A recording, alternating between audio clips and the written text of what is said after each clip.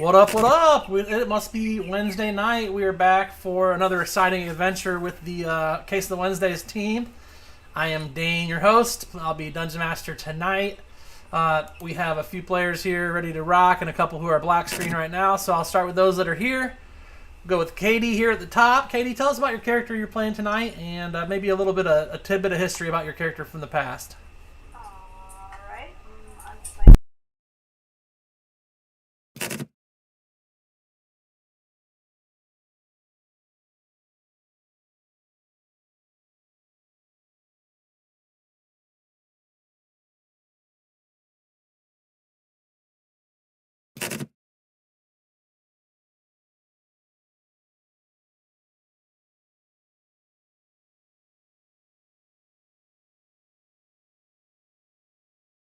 I have to constantly shut myself off so we don't echo back to you guys. So after Bitch Slap, we have right below her Jacob. Jacob, if you want to bring us up to date on Balar and maybe a little something about him as well.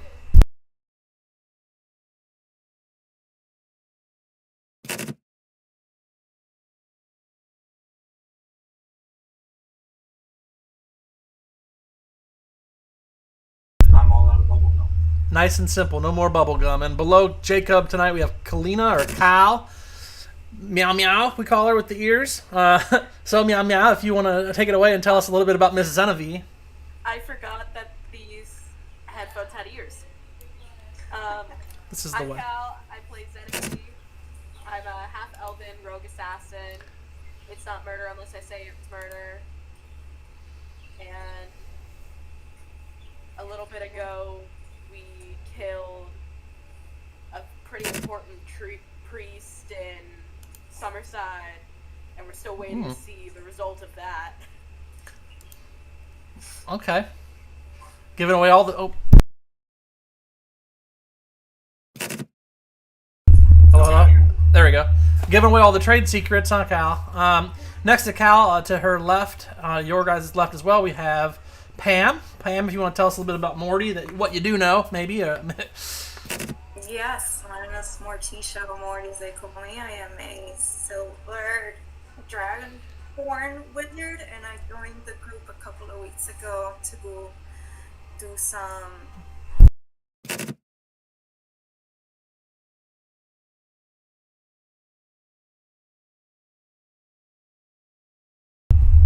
All right, cool. And above her, we have Mike playing Aram. Tell us all about the wizard there, Aram, or your sorcerer, Aram. Yeah, hey, playing Aram, I'm a high elf sorcerer. I have a draconic background, and I like to play with fire. Okay. Keeping it simple, I see. And then last but not least, we have Bear up top there. Bear, if you want to break us down a little bit.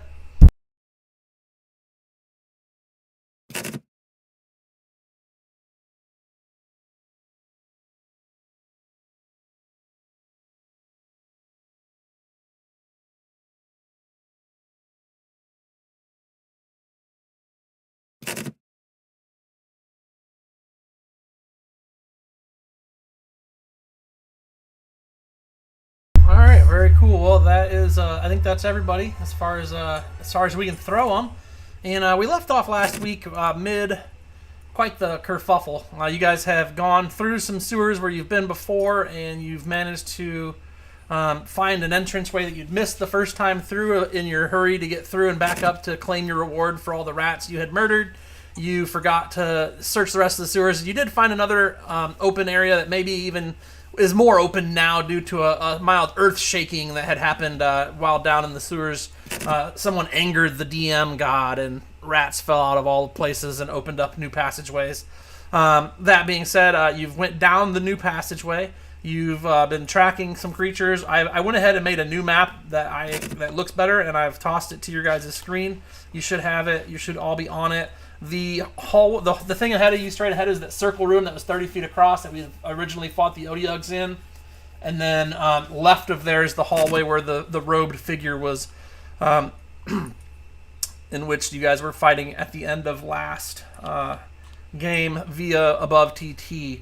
above VTT. So we'll pick back up there. I don't remember the order we were in on the last stream, so let's just roll fresh initiatives.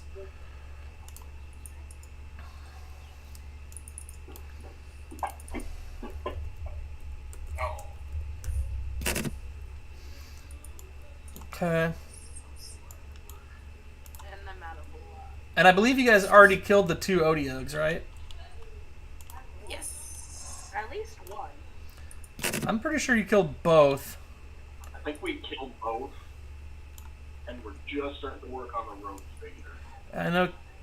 I know Bitch Slap was close. Everybody was right in front of the ollie there because he hit everybody with it. Louder. I don't think I've rolled yet. I'm having some troubles. Okay.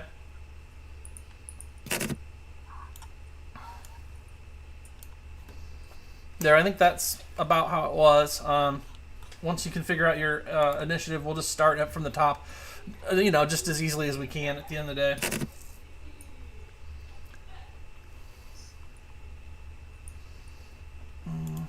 Okay, looks like everybody's rolled, and that means Bitch Slap is up next. Up ahead of you, Bitch Slap, you see that past this robed individual, which, I mean, a spoiler, is a octopus-headed mind flayer or a lithid. You don't get a good view of him. He's mostly shrouded in his hood.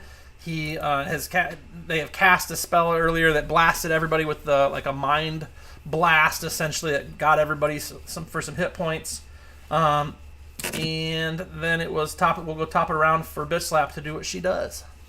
Was I engaged with an Odia? I don't know. I've been saying the Odiogs are dead. Okay. I'm just going off that because I'm pretty sure they were. If they weren't dead, they were close, and you guys were on the point. I also probably don't have your guys' hit points all 100% correct. So if you've got them jotted down somewhere, I can edit them to suit. But they're maybe in your favor in some instances, which you'll need later. So. Okay. Well,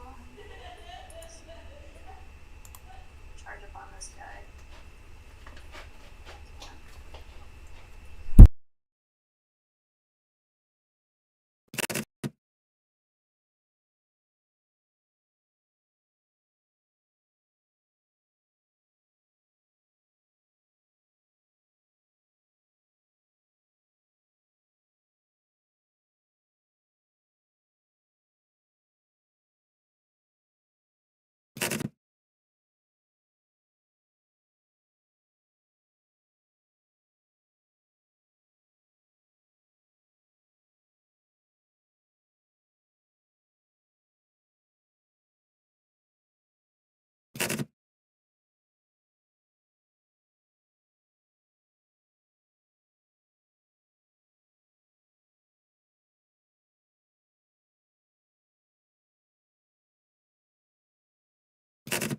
That's definitely in it. Yeah, well, it's not. Fantasy Grounds is not very good on my computer. So.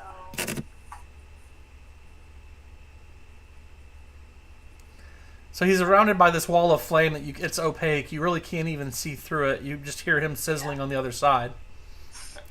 It won't hurt her. Not from that side. I know. Right. But I can't do anything. I guess I could. I think you should be able to slash through it. Just blindly.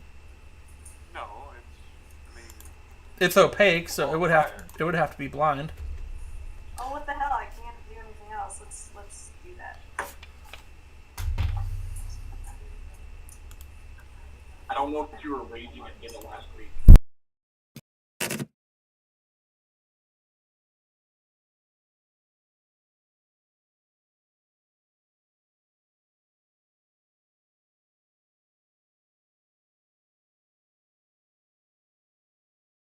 Okay, so technically to make a melee attack through the wall with a non-reach melee weapon, you must enter the wall itself and you will take damage. Then I will throw a spear into it. Okay, disadvantage because you can't see through the flame. Alright.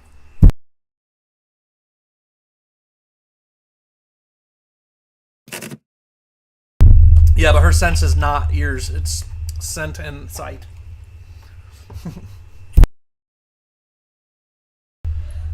Not to get a clear picture.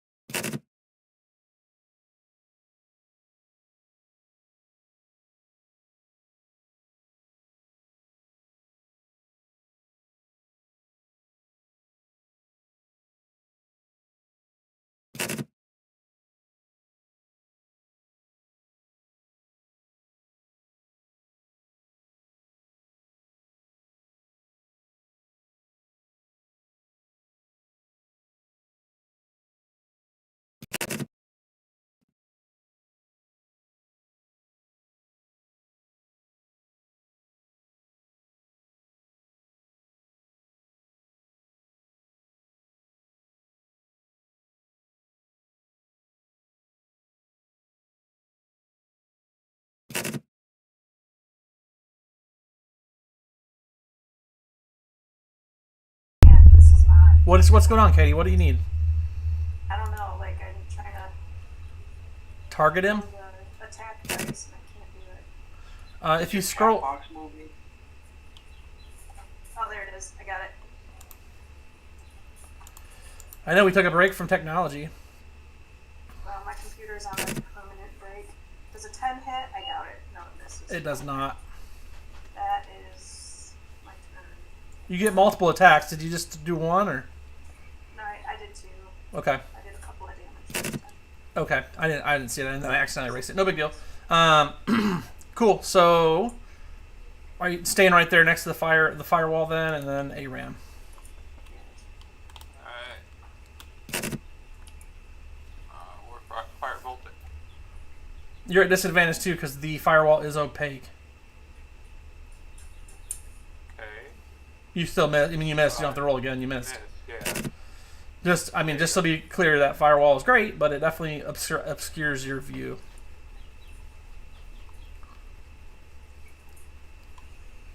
And that'll do it. All right, Zenevieve. Alright, so I can't see through the firewall? No, not with it being opaque. Darn. Okay. Well, I think I'm still gonna try to crossbow it. Yeah, I mean, you can totally try. It's just you're at disadvantage to hit. Unless you steady aim and then it's just regular. Well, I do have assassinate. He's gone already. This is just because we re-rolled. He's already done stuff. Oh, right, that's right. Okay, then yeah, I'll do steady aim. I'll take that chance.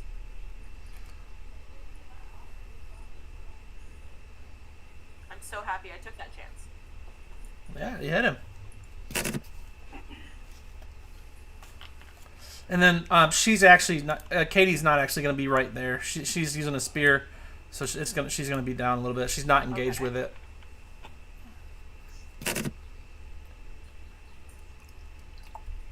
So it's no sneak. No sneak. That's right. Guess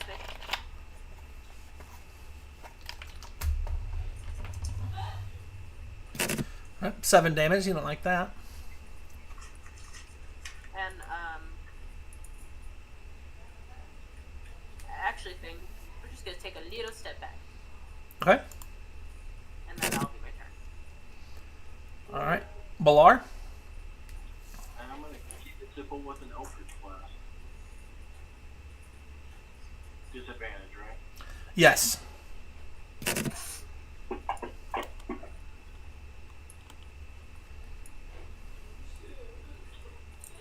a 10 hit? No. The common question tonight. Everybody's got the 10s. Well, it's not telling me if it hit or miss. That's the only reason I asked. Did it change? No, it's been telling everybody else. Just didn't tell me. Were you aiming? Oh, no, I wasn't. That makes sense. I'm just here to bring sense to the chaos. You know what I'm saying? No, I appreciate it. I'm gonna step off the side here a little bit, and then that'll be my turn. Okay. Morticia. So I'm gonna do firebolt.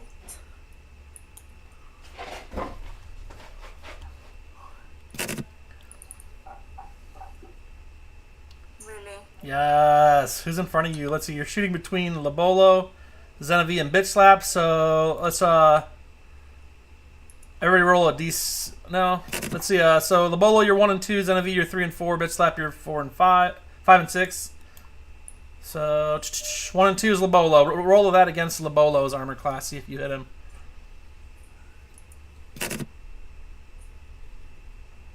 So we'll roll again. Yeah, just drop, but this time drop it on Lobolo. Oh, no, okay.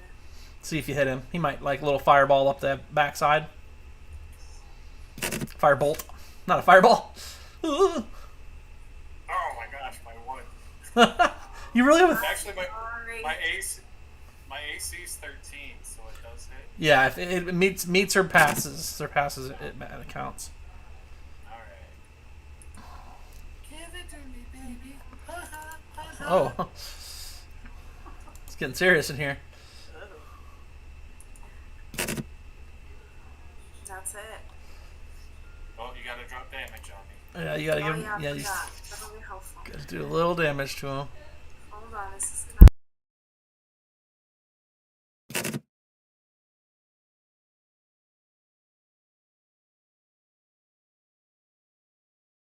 So how's that look? I mean, you know, like you're in middle of combat and like you're like firebolt, and then like you just blast the back of Lobolo. But like, tell me more about that, Lobolo, Morticia. There's an inner. He existed in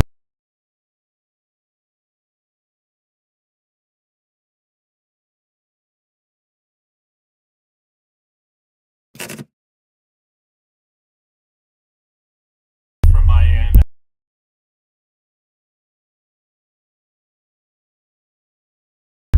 You guys are gonna start your own business up top, you know. Morty and Lobolo's burn off your hair business, kind of like a waxing business. We call it too hot for hair. And we'll call it The fading flame. I like it. I think we can get some money out of it for sure. So, Yeah, we should have a little shop like that. well, you're already trying to sell one shop, Morty. Do you really want to get into owning multiple places when you're not even trying to stick around the one you got? All right. So the mind flare is after you, Morticia. Are you standing where you're standing? Or are you moving at all? You still have movement left if you want it. I'm gonna stay where I am right Okay, and the Mind Flayer is going to do something that you guys can't actually see because he is inside a circle of fire. And then your turn, Lobolo. Alrighty. Well, I'm at a disadvantage because he's in a deal. You know what I do? I don't. Would you elaborate? No, I'm gonna with arrows. I don't know what you do. Could you tell me? Where'd it go? Sure. So you actually can't see him, so you can still just roll it in the box at disadvantage. And I'll tell you if you hit him. No, that's not going to be enough. But you get 2 shots with your being a Valor Bard. Yup, 3 dot.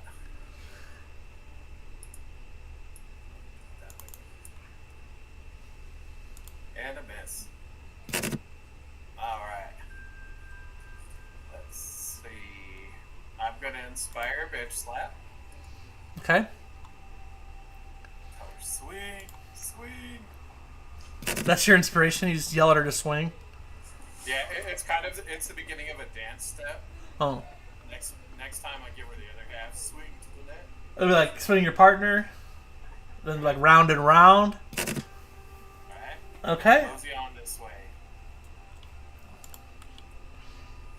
Anything? Are you gonna move at all, or is that besides the 25 foot? Is that all you got? Because I know you moved 40.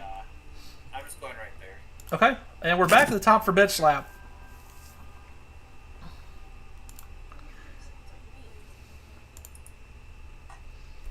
Alright. So I have some spears left.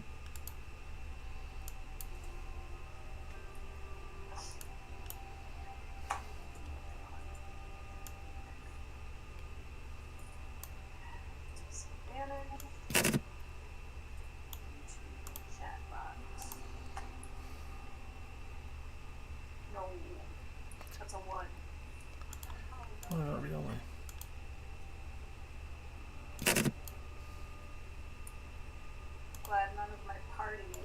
front of me. Right. So you drop your weapon inside there instead, right? I mean, it's a spear. I was throwing it. Oh, so it definitely is dropped. So is it dropped outside the fire? Can I pick it back up? Oh, I don't know. No. Does that make sense? Not with a nat 1. Like, let me reward you for your nat 1. I mean, functionally. Well, I mean, I see what you're saying. I think it went past him, though. Okay. And then any movement, anything else out of you? Just another one. Okay.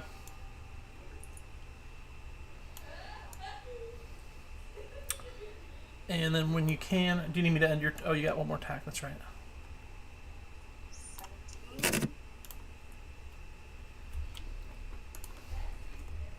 guessing it doesn't hit since he's not in the circle. Yeah, so there's nothing to hit in there that you can see. You don't know where he is. I definitely missed him. And it's Aram's turn. Okay, well, seeing that the party is having issues hitting the guy inside, I'm going to go ahead and drop the concentration and remove the wall of fire. Okay. There is not anyone inside. Dun, dun. It is empty. Alright. I guess moving forward, let's move on to the next room. Okay. In the next room, there are 2 people.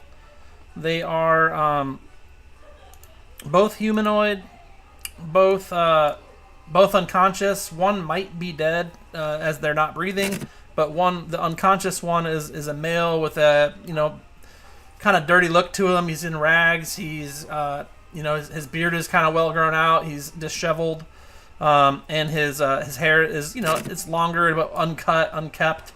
And same with the lady that is, you think, potentially dead on the ground. Both on opposite sides of a table, both chained to the table. Is that just like where that red lip is? What's that? Yeah, so that red thing on the ground is exactly what you're going to be looking at. Like, so when you guys start to climb up there, there's this giant red etching on the ground. It looks to be like drawn in maybe blood or something, but it's dry. And then there's a table on top of that, which these 2 people are both chained to, and they're both unconscious on. Like, there's one, and here's 2.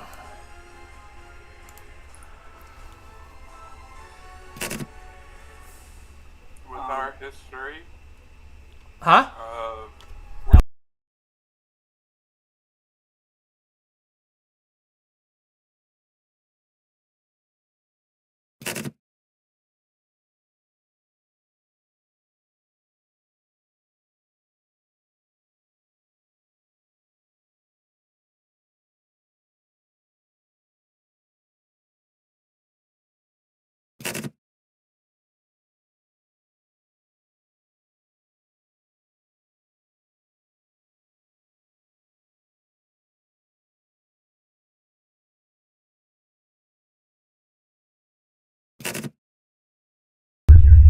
It's a magic glyph of some sort.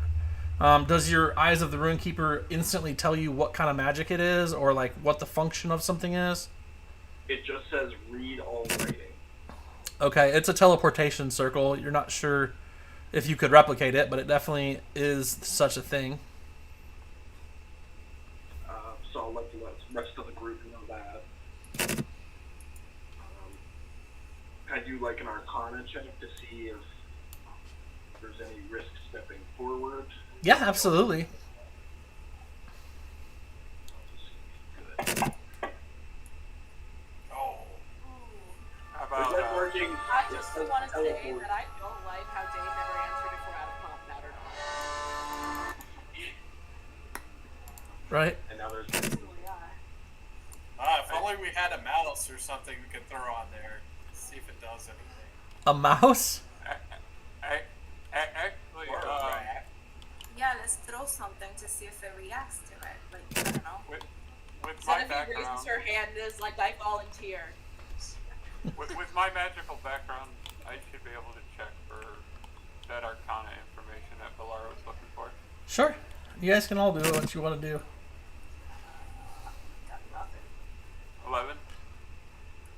I mean, the best you guys can put together is that it is some sort of teleportation circle. It does look to have been there at least sometime, as whatever they used to ink it on there has been done multiple times, and it does appear to have dried.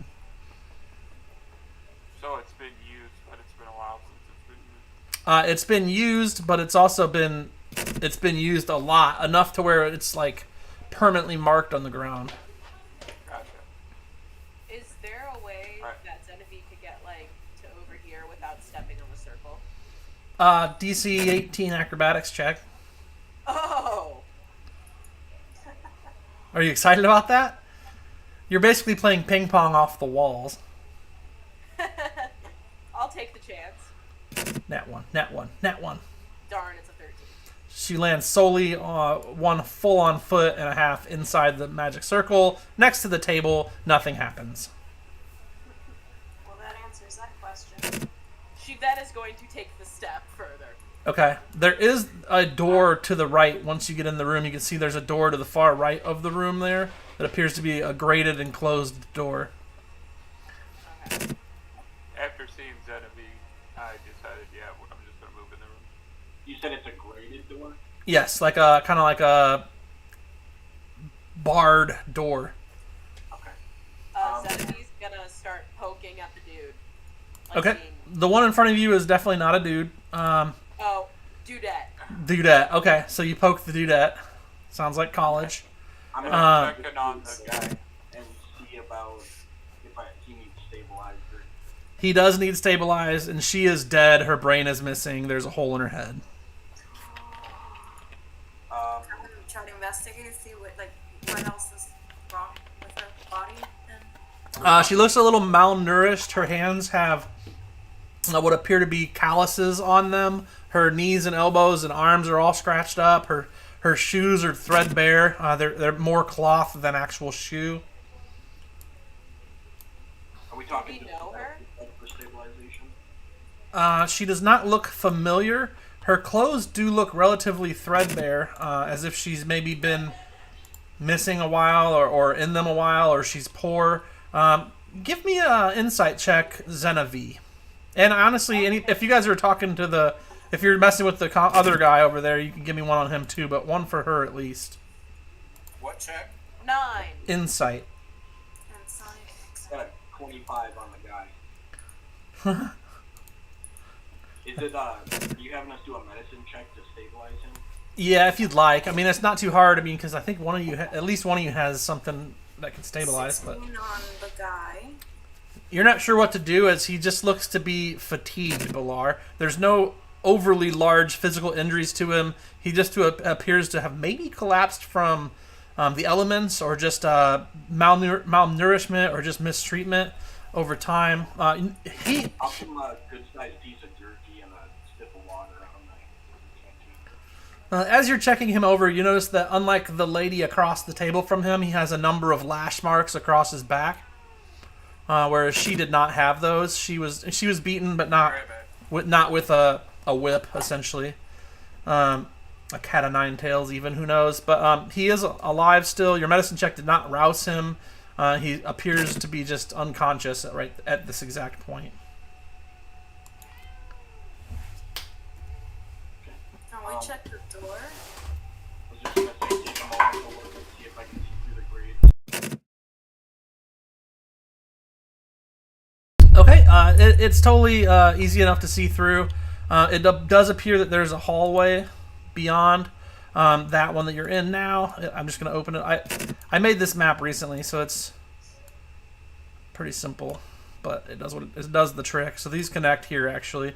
That gray space in between does not equate actual space. Think of that more like just, I don't know, the negative between worlds.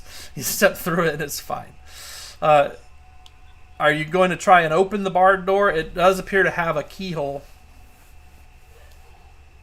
I want to check Wilfred and see if he has anything on him, anything identifiable, any items, anything like Both Guilford and Gladius, both have nothing on them. Their clothes are relatively threadbare. Let's see, we've got you're 25 insight though, Balar.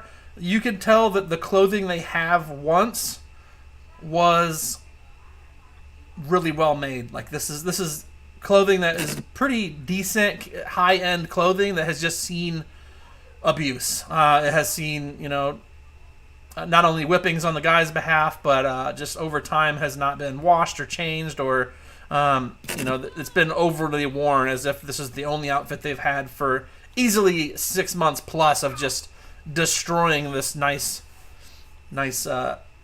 uniform. So I will point out my observations and mention maybe there's a reward if we can return them safely. I'm not aware. Am I aware that the female is dead at this point? I don't know. Did anybody in the party tell you as much? I mean, I've mentioned it as much, but only really Xenovia's checked her.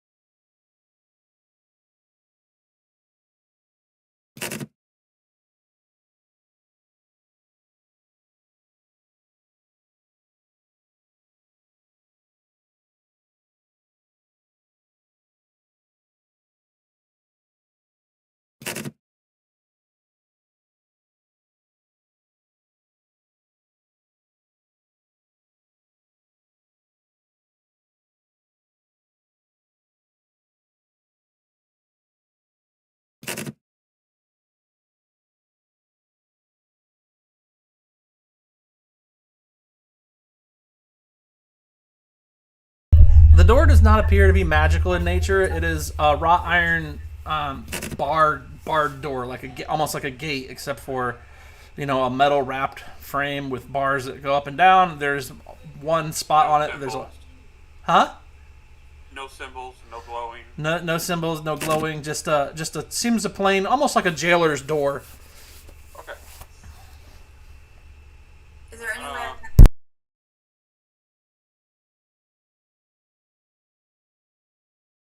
You can definitely roll knowledge nature. The general consensus of the people you've spoken to about these brainless people that you've been finding is that it's something potentially from the Underdark that has been causing these issues, as they've only ever heard of something eating brains like this as being a monster from the Underdark that is more myth or legend than really believed to even exist amongst the common folk of Blacktome Keep.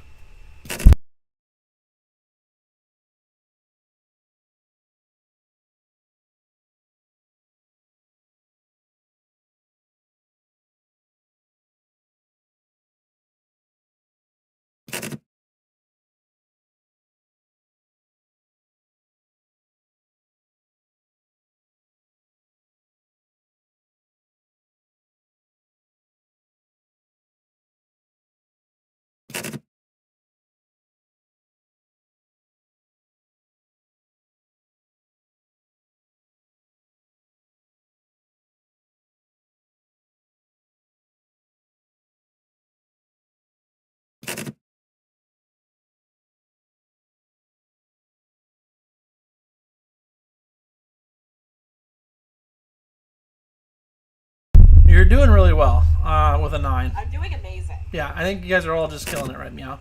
But no, a 9 will not unlock it. In fact, you're not sure where the tumbler is. You might want to try again here after you get your bearings back.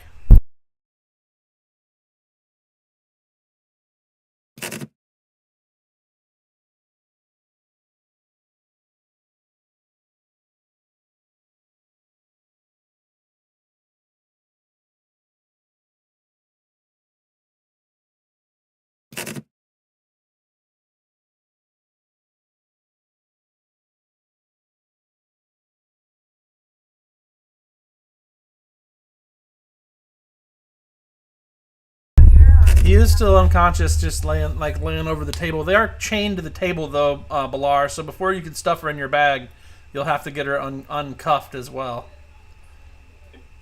Bitch slapping.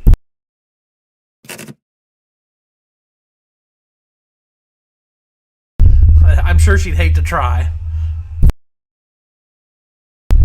Yeah, I mean, you can do that, or you really can just attack it. It's just like attacking metal, or, again, Genevieve has lockpicking tools that she could totally use on it as well, so...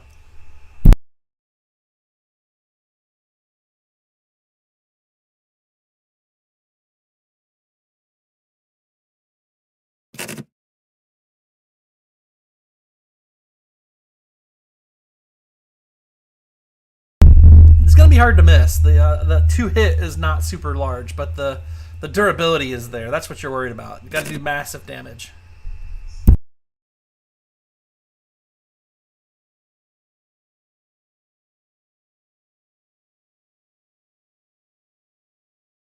But some damage. You notice that you put a pretty good dent in it, but it's not quite severed.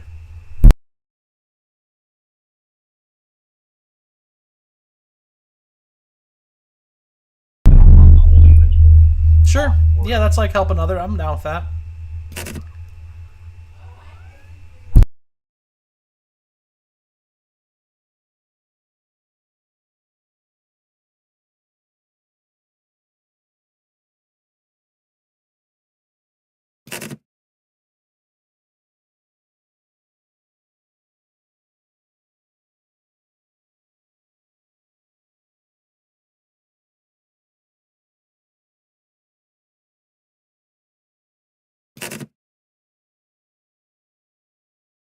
And that's definitely going to hit. You definitely hit it.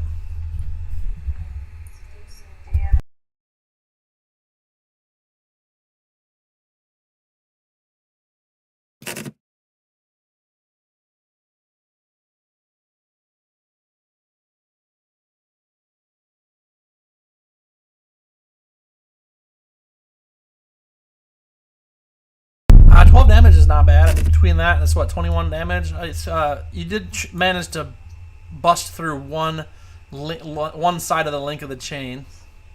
It is still on there. Now you could do athletics to try to bend the chain if you'd rather. Now that you've got like a chink of it out. A chunk of the chunk of the chain. Chunkity chinkity chain.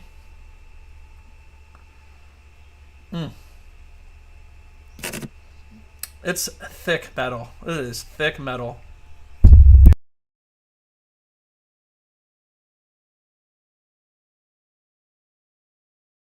Between the two of you, you managed to bend it off and slip her into your bag of holding, as you guys like. I should call it your body bag. She settles down nicely next to the rigor mortis set in, lumpy, chunky, waterlogged body of the maid that was, will, and may ever once again be. Who knows? That being said, you've now got 2 bodies in the bag. 1 body across the way still chained there. Again, he does appear to be at least breathing. There isn't a hole in his head where his brains have been sucked out. If we're gonna bring this guy with us, if you guys want to cut the chain, leave the cuffs. We don't know if he's friend or foe. I don't want to have to kill him because he thought we were trying to kill him.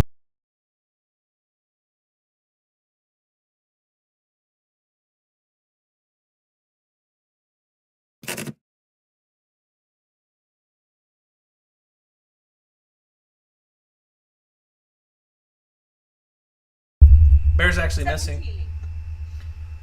Yes, you managed to knock the tumblers around just enough. You hear a slight click. We can hear you, Kelly. I cannot hear Kelly. We can. Oh, hang on. That's because he left. Let me let him back in. Because he's not showing up on here. Sorry, Bear. Can he hear me? Can you hear me, Kelly? Boom. Now you're back. Bear, I could not hear you, but now you're back live. So I should be able to hear you now. All right. Hey, explain this again. How do you want us to unchain this guy? Like,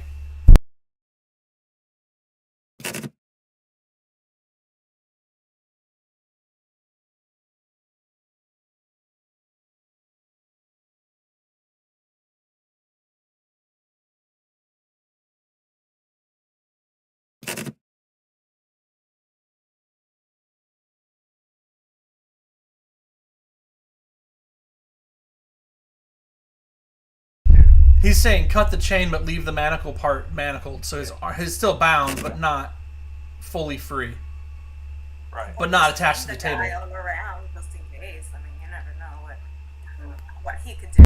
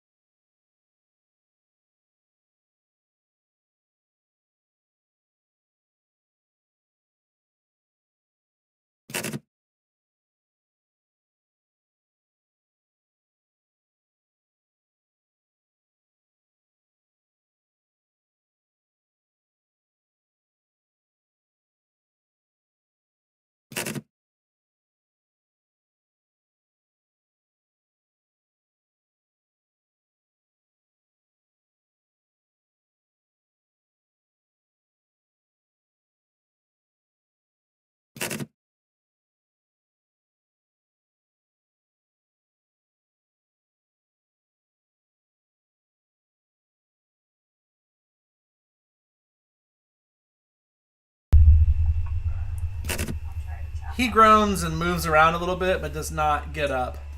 He's still unconscious, still chained to the table. The door that Genevieve's been fiddling with has been unlocked and is ready to be entered upon if you guys would like. He's not going anywhere. He is chained to a table. You could always decide what to do with him on the way out. Or, you know, you can unchain him and drag him along now. It's kind of your guys' decision, so go ahead and talk about it and let's figure it out.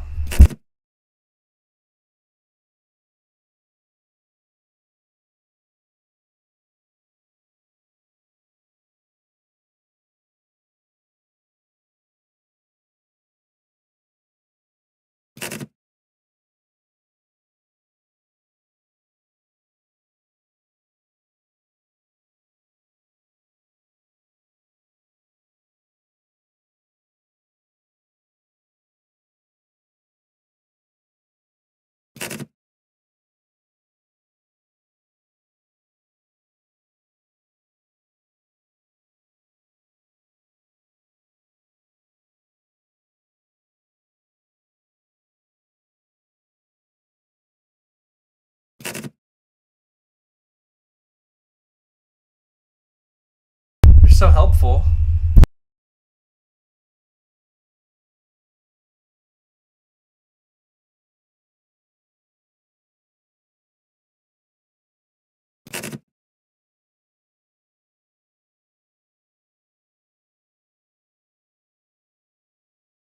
Roll a dexterity saving throw, Aram. Roll a dexterity saving throw, Aram.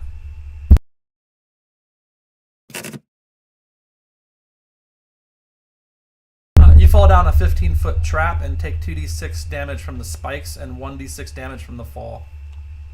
Ow. Okay. Are you gonna add that damage? Yep, just rolled it. Let's see. So it's 10 damage. Go ahead and apply it to yourself.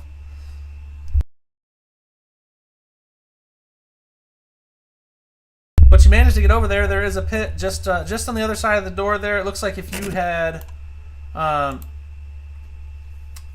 even if you had seen it, you wouldn't have seen it because there appears to be some sort of magical illusion over the top of it.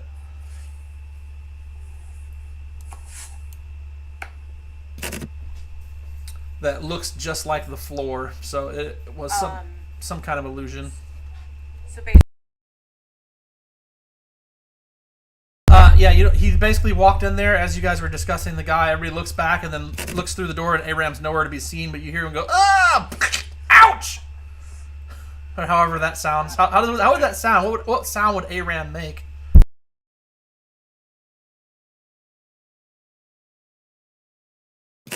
Okay, so And then you.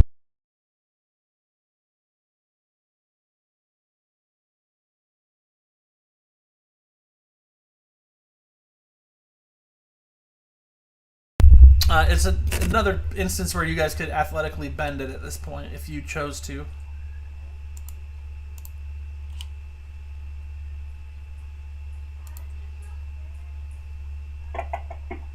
Oh, serious. between the two of your guys' efforts, you're able to bend the chain free. And then, did we decide just to cut him free entirely?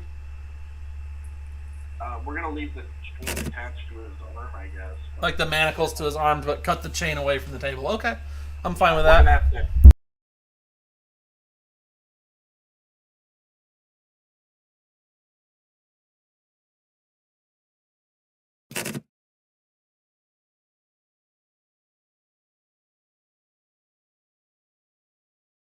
Yes, that is correct.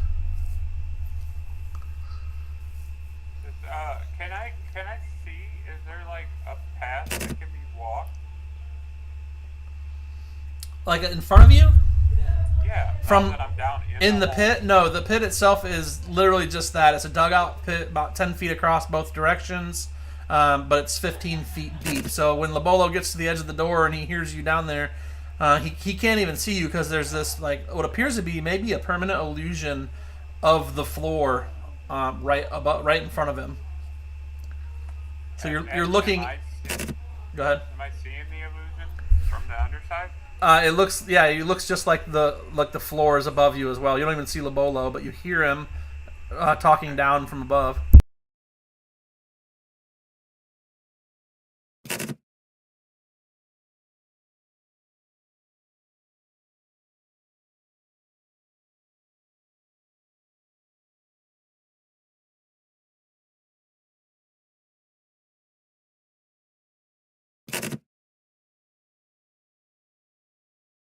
I'm gonna make my way to the other side of the hole and try and climb out. Oh, okay. You want to roll? I think I have one. Let me check my bag. Oh, okay. And I lean back. Hey, everyone, Aram fell into a hole in the floor. Yeah, I have rope. If I need So it. you want to... Do I need the rope to try and climb out? I mean, it wouldn't hurt. I mean, you could try and climb out of 15 foot, but that's, I mean, probably more than your wizardliness can do. But you probably can fly too, can't you? Okay. I just activate those boots I've been meaning to use. Floats up. You get up to the top, and you notice that the entirety of the hole below you is all invisible terrain, or I'm sorry, hallucinatory terrain, and Lobolo is at the door frame there looking in, and Aram just kind of rises up out of the ground like, I'm fine. There's like blood dripping from where he got stabbed by a spike or whatever, but he's floating now above the ground, just basically right here. As far as you can. Sing a little bit as he's coming up. I'm all...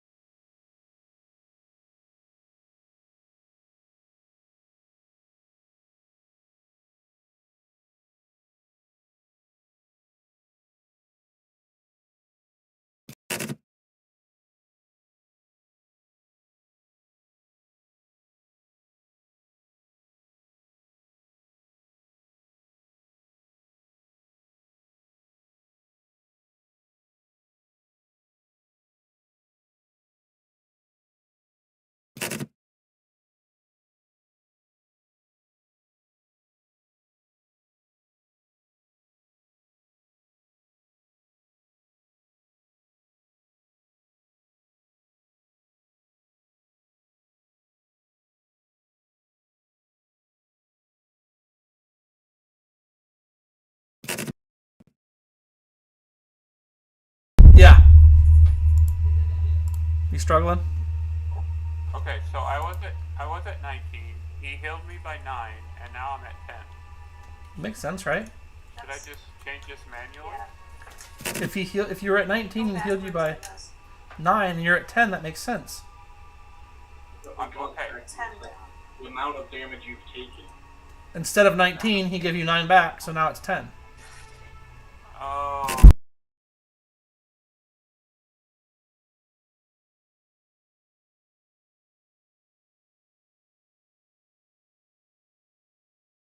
Yeah, you took. I didn't put the damage on you from the pit. That was on you to do.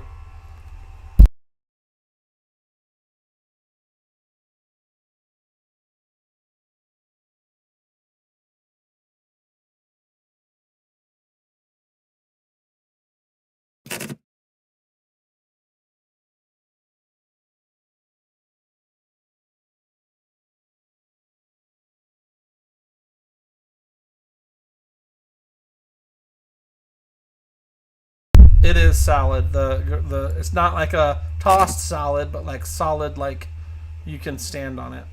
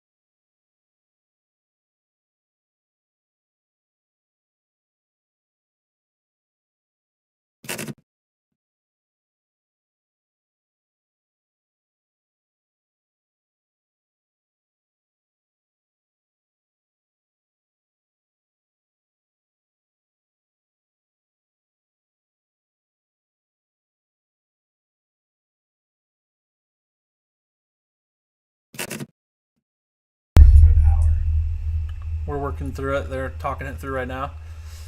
You mean you're walking across it though?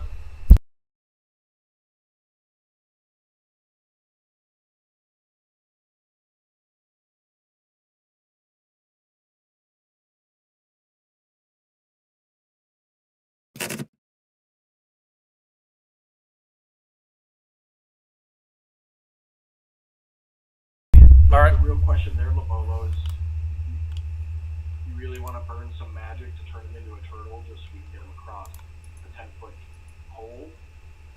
Or Oh, I know. Okay, so let's. So who wants to throw him then? You can stick them in your bag. I can throw him. Oh, temporarily, right? He's got a couple minutes of breathable air. I don't know the specifics of that bag, so I don't know how living things are going to react to being inside of it. Okay, fair. I'm not opposed to the idea. However, I don't know. So, I mean... Would it be possible to throw him across that pit? You could maybe chuck him across with enough power behind your head. Now, I do want you to roll a perception check, Aram, now that you're way up front there like that. Okay. If we did a two-person throw and a two-person catch on our side... 8. Yeah, it's pretty easy for you to hear the sound of like chittering, like and the rapping of something sharp and maybe or scaly against stone. coming from around the corner. As long as it isn't the chitters of rats. No, it's not. It's not. They're not skiing. They're more so as something taps quickly along the ground. And just as you were thinking, what is that sound? Two giant ass, basically bugs, round the corner almost simultaneously, and take quite a bit of notice of you. Just to give you a full idea what these creatures look like, I will share them with you. They are essentially big ass bugs. Lovely. Nice. But two of them round the corner. Let's go ahead and roll initiative.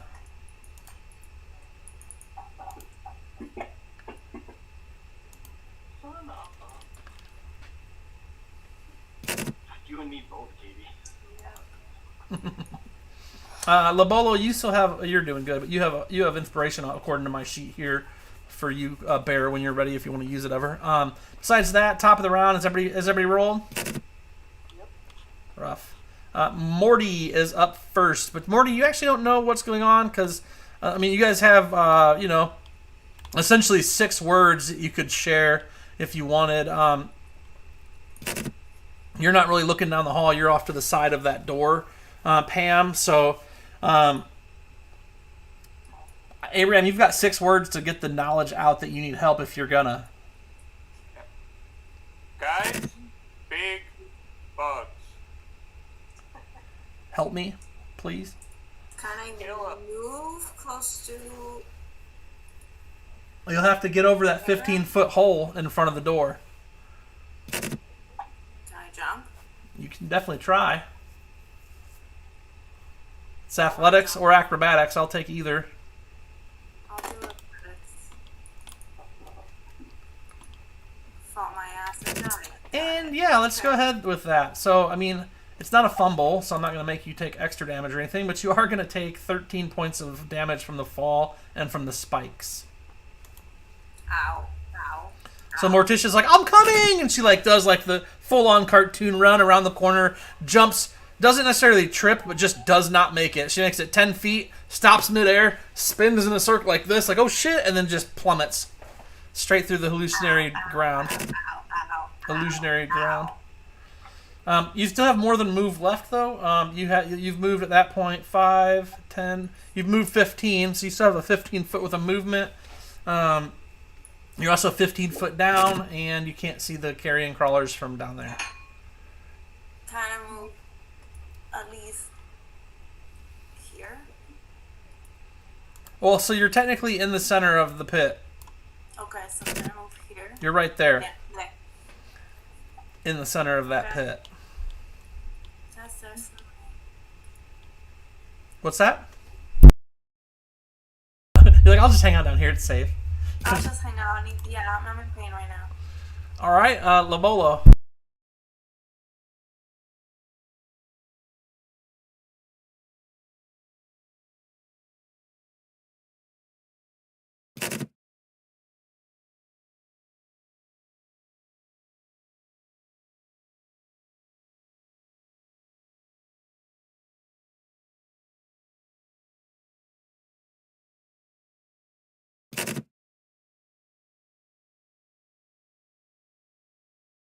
I can, but it's just really I quiet. can.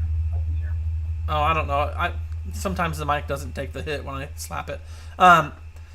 You can get general stuff off the top of your bag, but if you're like, I'm going to reach in here and get the flint and steel I haven't used in 6 weeks out of somewhere where I forget where I put it, that's more than just like a move or half an action or part of a movement. You know what I mean? Like interacting with an object, you can take a easily accessible object out or put one away as part of your movement.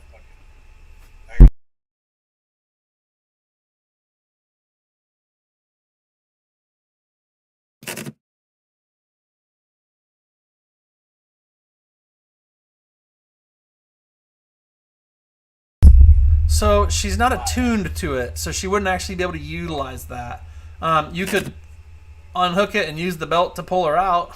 She could grab that and you can pull her out. She'd still be on the wrong side of the hole. Well, not necessarily the wrong side, but the original side.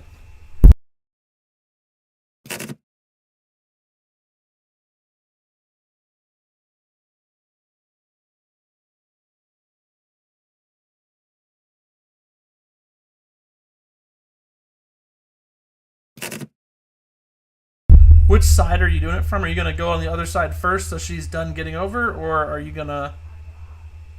No, I'm not jumping over the hole. I'm just gonna hold. Every time I've seen somebody go by the hole, they fall in it. I don't want to mess with it. Okay, I should say this, but I can't help it. If you pull her up on that side, bud, she's got to jump over the hole again. Well, I imagine two big bugs are coming towards you, so you're probably going to run and jump over the hole too. So, mathematically, most of our party are on this side of the hole. Has a point.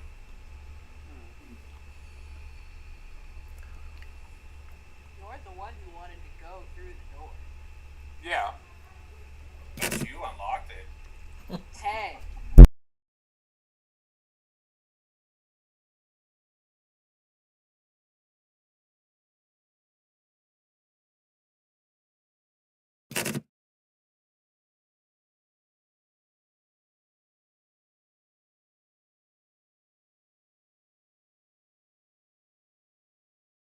Yes. See if I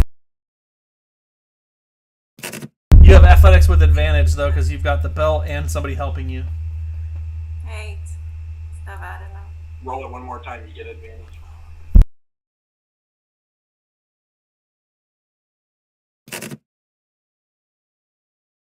You just don't have much upper body strength. You know, you've been sewing lips and eyelids shut your whole life, not doing push-ups and pull-ups. You know, being a Morty the Mortician has taken a toll on your overall physical skills. However, you know, if you had to think your way out of that hole, you would be all over it.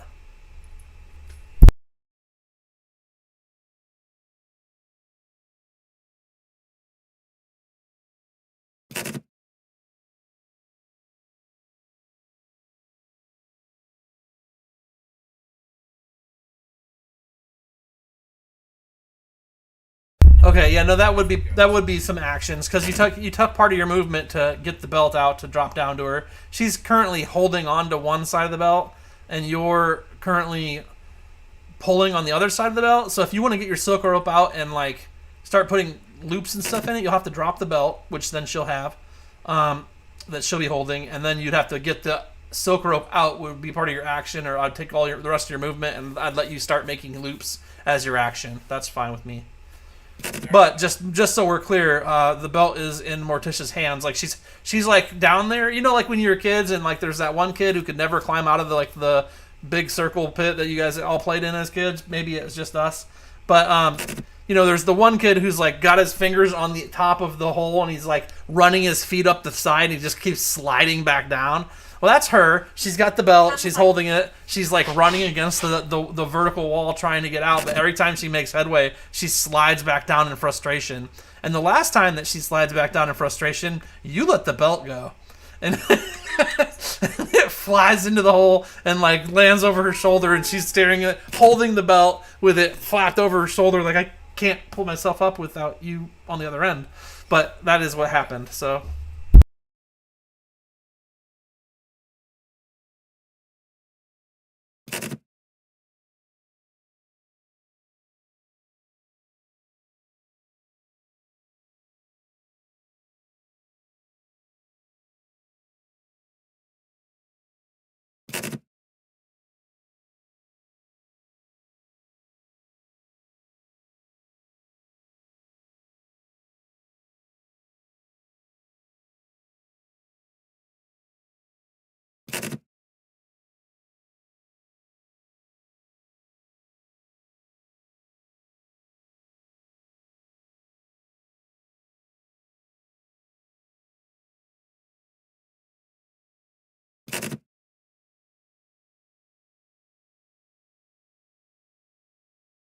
Corner, keeping myself levitated.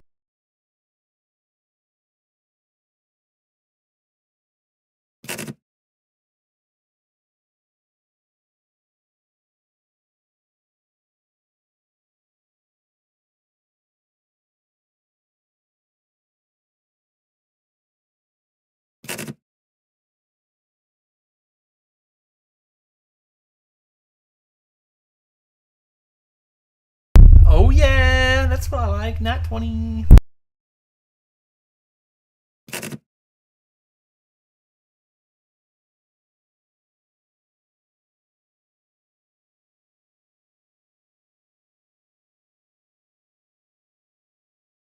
I'd say that's pretty good, right? Quick 19 points. Definitely hits it. The fire does appear to make it sizzle. It makes like a weird bug noise. I don't know how bugs sound. Something like that as it gets hit with the firebolt. And then is that all for you? Yes. All right. The carrion crawler has a move of 30. So let's see what that looks like for number 11. We got 5, 10, 15, 20, 25, 30, 5, 10. Just out of range of its tentacles. So that's sad for it. It'll double move to the ceiling and come right above where you are. Xenavi.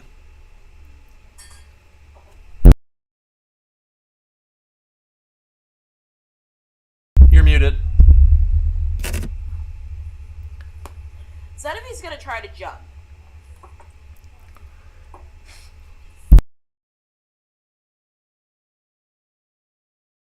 Athletics or acrobatics works for me.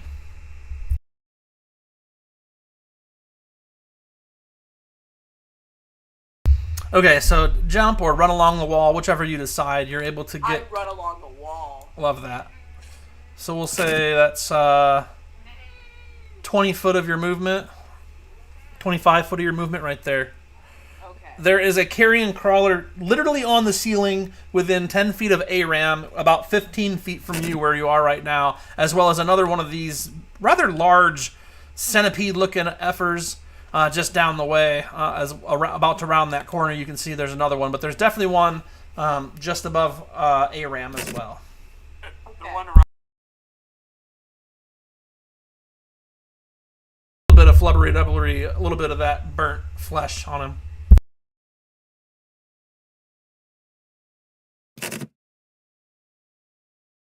As Xenophi is like,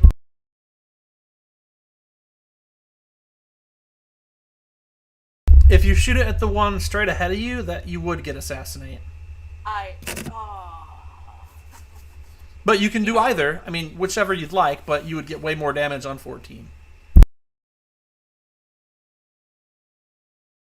that mental image. Oh, you have it. It's like, yeah, crossbow expert running across the wall, slides into the 25th foot movement, and then shoots away.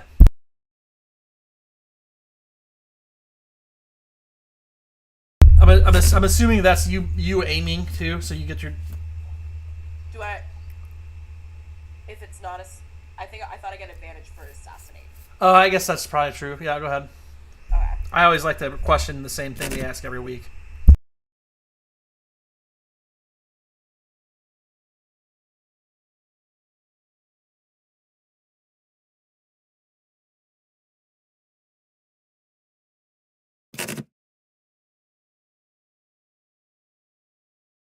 Okay. Then we have the carrion crawler 14, who obviously hungry is going to make their move as well. Let's see, so 5, 10, 15, 20, 25. So yes, that's good. I don't even have to get that close. I've got a tentacle attack for Xenavi. Miss. First one is a big old 12 for a miss. The second one is a nat 20. I am definitely going to be using a candy dodge. Okay, put it on. And I need a Constitution saving throw as well.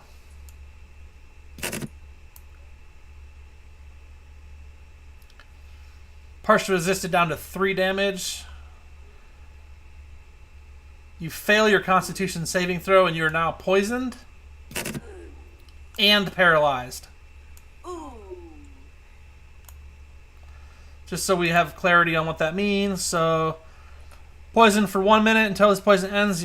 The target is paralyzed. The target can repeat the saving throw at the end of each of your turns, ending the poison on a success. So you have a Constitution saving throw as your turn until you are no longer paralyzed. Awesome. At least I looked really cool before it happened. Oh yeah, that's definitely real. So that's good there, and Gilfred is just going to be knocked out. Balar.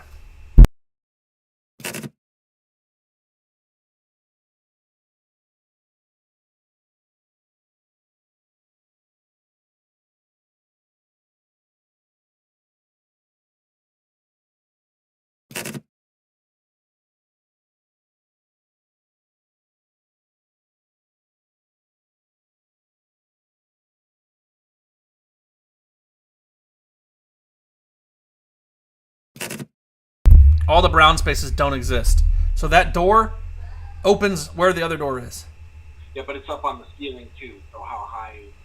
Well, the ceiling, it's Mike is floating, or Aram's floating, and it's like 10 feet from him. So it's out of your sight, first of all. The top one is.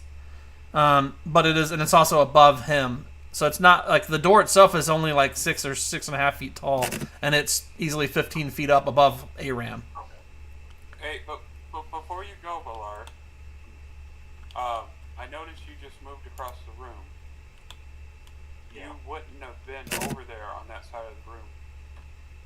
No, I would have been next to Gilfred, so I would have been Yep. left there originally. Either way, I was gonna move Yeah. the same Okay.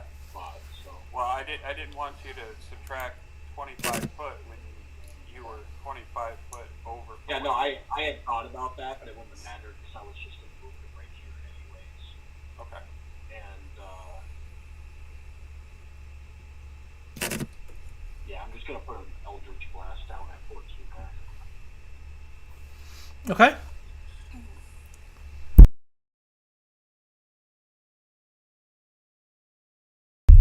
Doing the Lord's work. Yeah. And bitch that for two. All right, bitch slap. So, Labolo, you're technically like in the door frame is where I have you. But bitch slap. So Labolo is kind of in your way.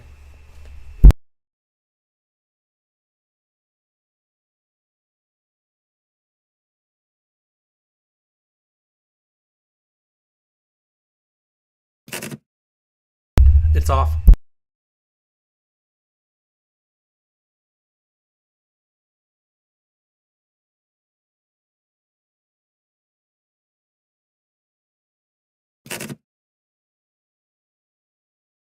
I hear the consistent click of you trying to make an Apple Mac work.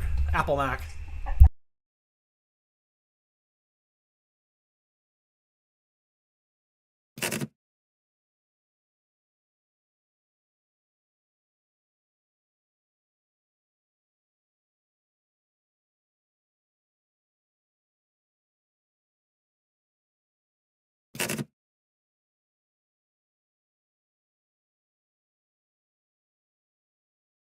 Katie, if it helps you for movement, just say X squares left or right, Y squares up or down, and I can move you easily enough.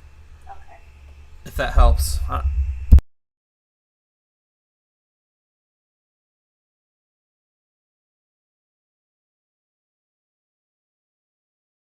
Do you have spears? I mean, you could potentially throw a spear through there.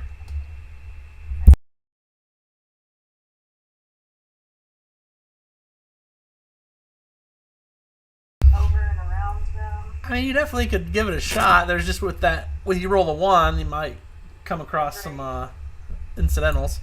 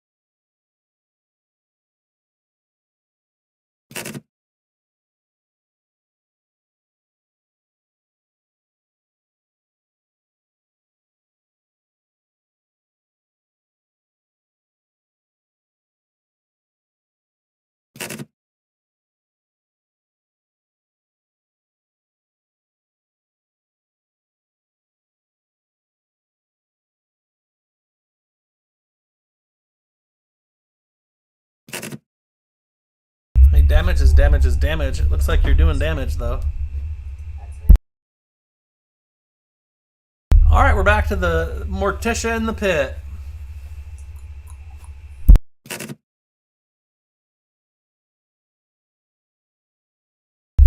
You can actually move wherever you want. You're just underneath an illusion flooring. So when you look up, you don't see the carrion crawler. You see floor as a ceiling. You see ceiling floor ceiling to the window, to the wall.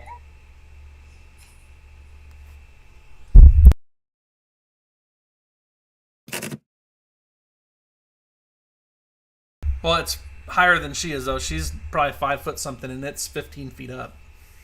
Oh, gotcha. I can't reach.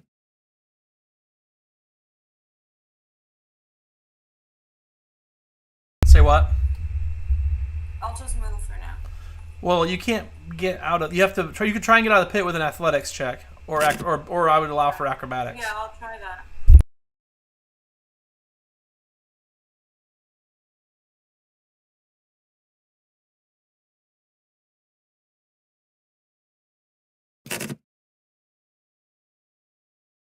It's not super deep, so I mean you're able to kind of utilize the spikes that are down there, and you kind of put your feet against them, and you kind of start to shuffle your way up to close enough to grab the ledge at the edge of the pit, and you're like, imagine yourself like really struggling to get that like leg up over the top of a chain link fence to get to the other side.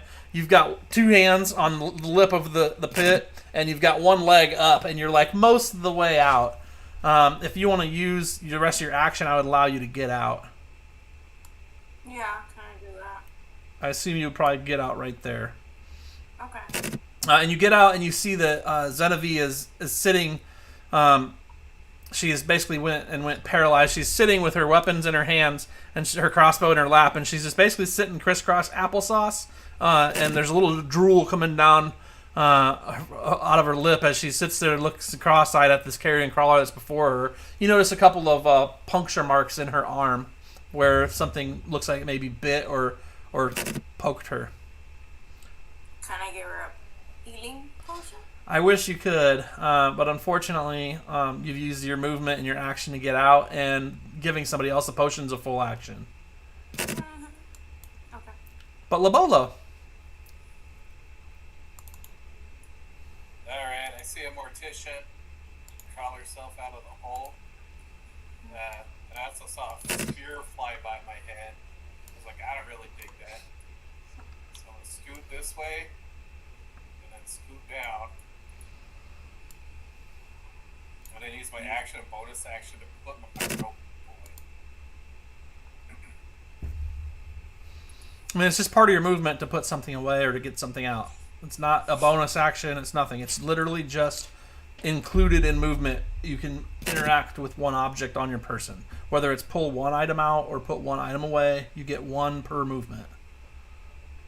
Alright, I put my rope away. There we go. End Perfect. of my turn. That's it? Yes, sir. You have magic. I know. I'm just going to wait. Okay. Aram. There's one 10 feet above you. Yep.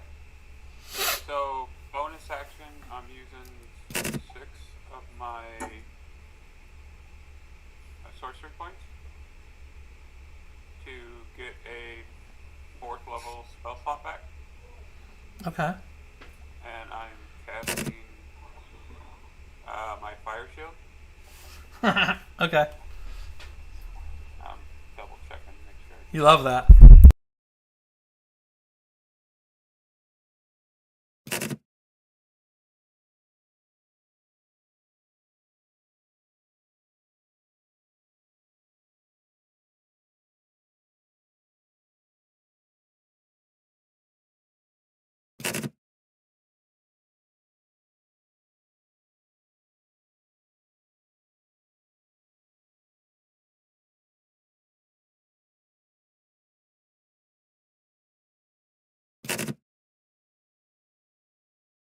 So its attack is it has 10-foot reach, so you will take an attack of opportunity.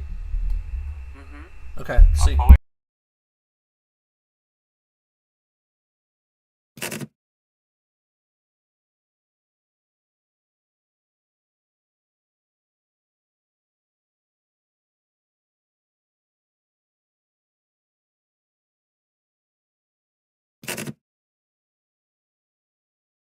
sounds crazy, whatever that noise is. So you guys hear that, like whistling? Yeah. Interesting, at least. Okay, so it looks like he does an 18 to hit you, Aram, as you're trying to get away. So you can throw your fire back at it, and I will give you some damage. And I need a Constitution saving throw as well.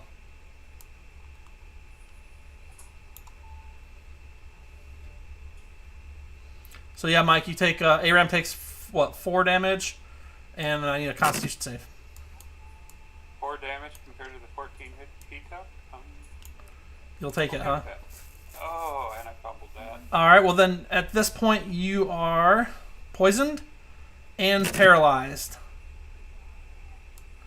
The question I would have is, how are you flying? Is it a spell or is it your boots? It's the boots. How do you control the boots? I will bring the information up real quick.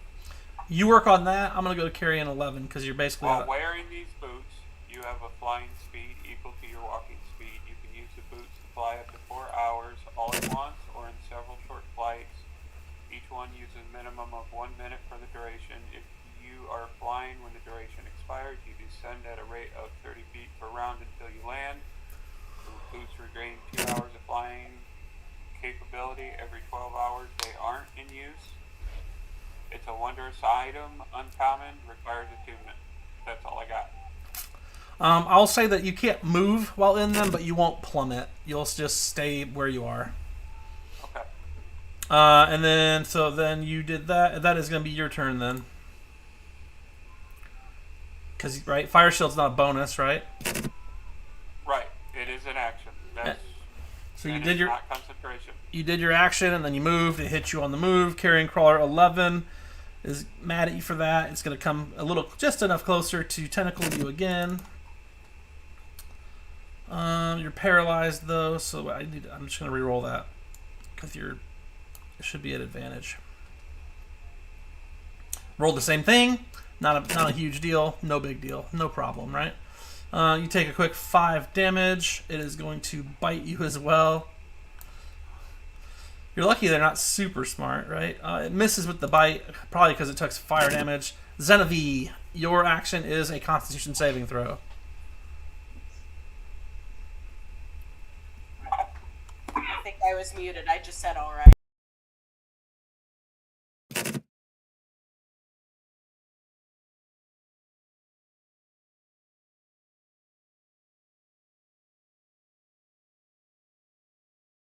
I should say I apply.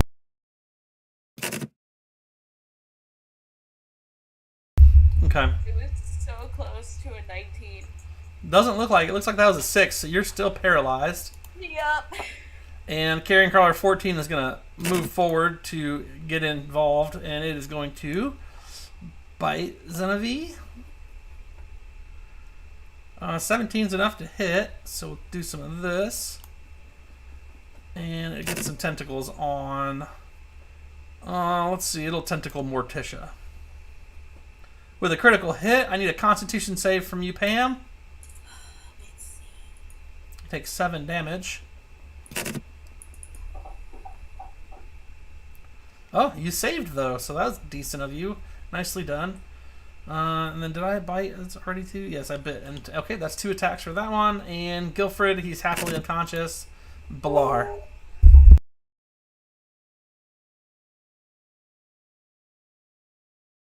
Yes. It is.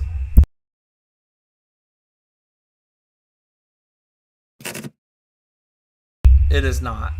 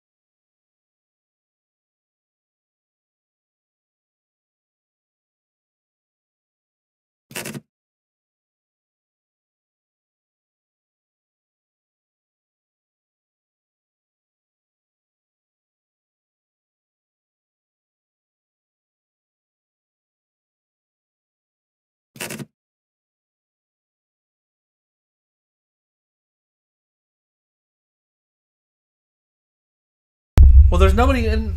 I mean, Bilar's in the doorway, but you could push past him with that's 10 foot of movement, and then you could try to do your jump over to that empty square next to Zenavi on the top left there. Do I get advantage because of my jumping boots? I mean, you get advantage because you're. Well, no, it's just athletics. So do you get advantage on athletics when you're raging or all the time? I'm not raging. But Yeah. I have jumping boots.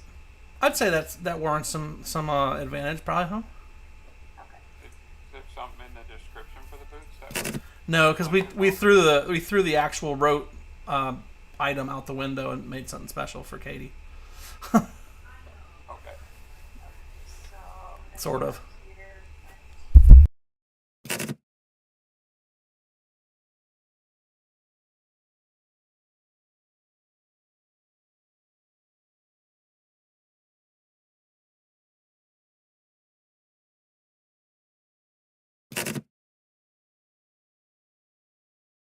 So is this a different computer at this point because the other one broke, or is this just iMac is no good for anything? no, this is just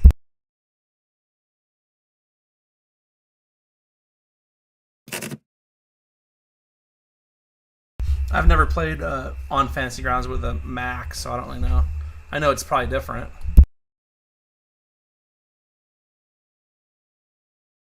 25. You make it look easy. That's right. Okay.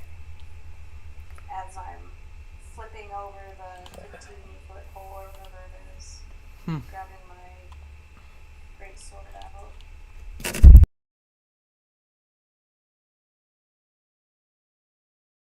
out. They're about 15 foot up. The creature above you is outside of your reach. However, the one to your right and below that's looking like it's trying to eat Zenavi and Morticia, totally within reach.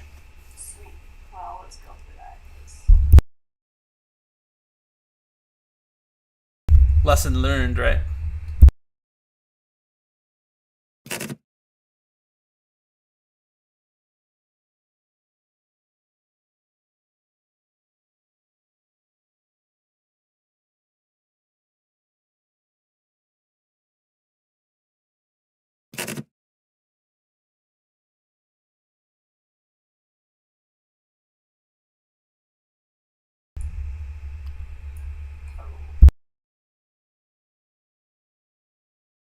Well, that's not as good, right?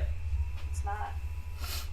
Can she use her bardic inspiration to get out of it? Not out of a nat 1. I mean, she could attempt to hit still, but it's a nat 1, so not much to be done there. Let's go for this tentacle on Madam Slap here.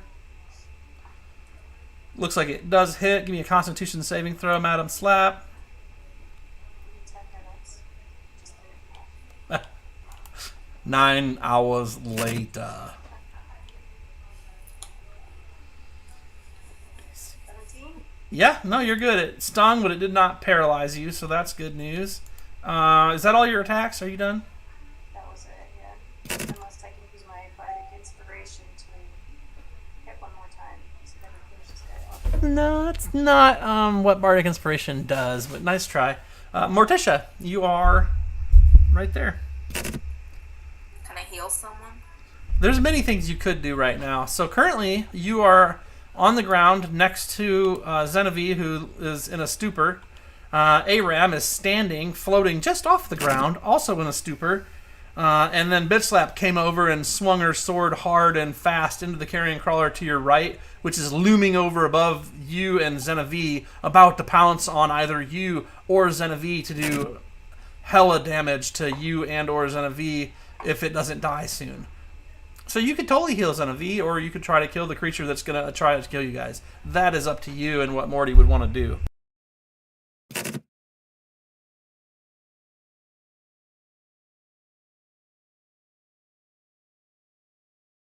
Okay, so, I mean, you have a few different spells that target a creature. Which one would you like to use?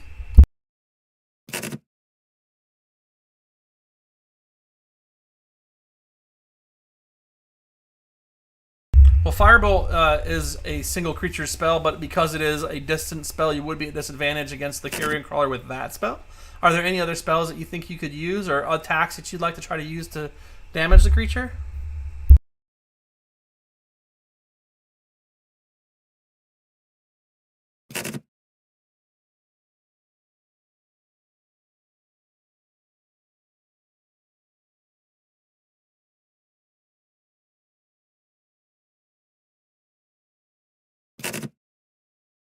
So Chill Touch has a range, but Toll the Dead has a range.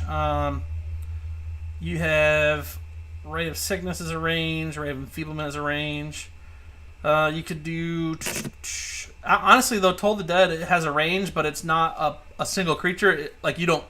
It rolls a save. You don't roll a to hit. So you could do that, and it does pretty good damage if it fails. Can I use the Toll the Dead? Yeah, that's what I'm saying. Toll the Dead would be a good one. Yeah, because the other ones are a little more distance. So you'll just drop the Wisdom saving throw on the Carrion Crawler, and that should be the way. Alright, so it's saved, which I think means it doesn't take any damage. Yeah, it takes lower damage, I thought.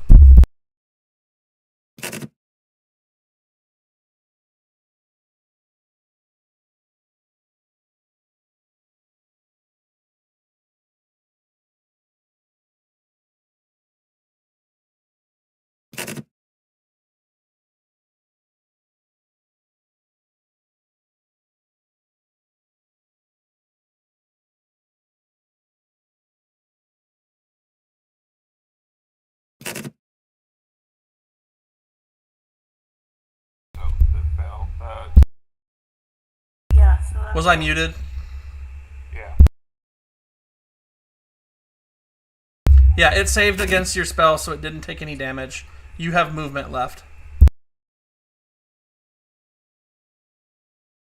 You can do a regular healing potion for yourself if you'd like, as a bonus action.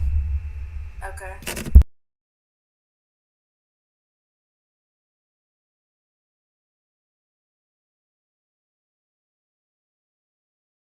Alright, it looks like you got yourself 5 hit points back.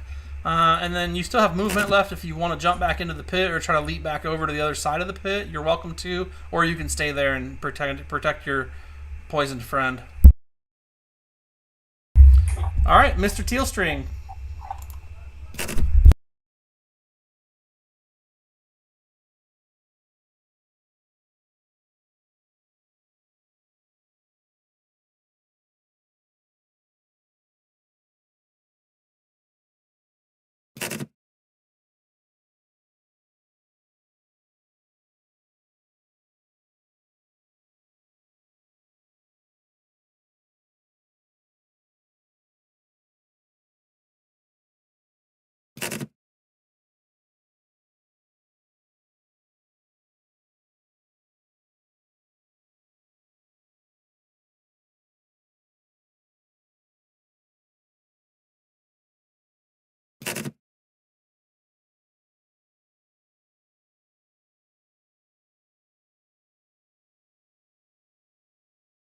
I mean, the first attack seemed like it went through pretty well. 9 points of damage.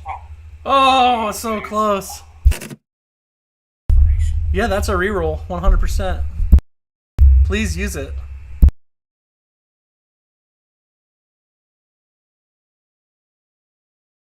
What a world. What a world.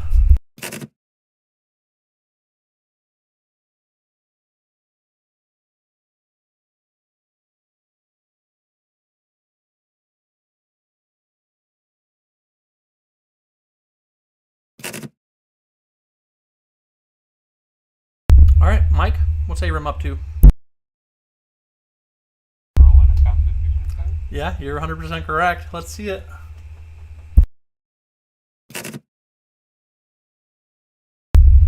Alright. So your dried out mouth has got like that white crusty bubbles on the edge of it, but you're able to spit and come to life as you shake the paralyzation off.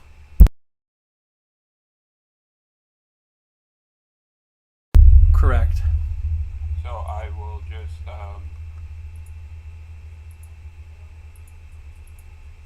pick up. You know what? I am going to move out here.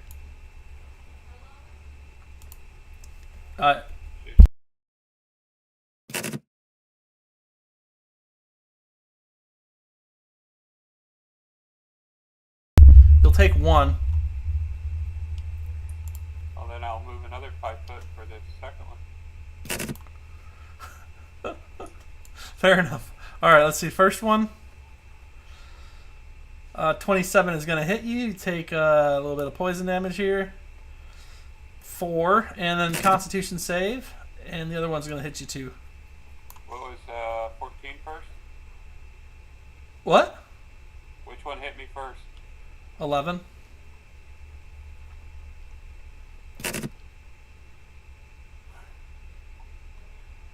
Alright.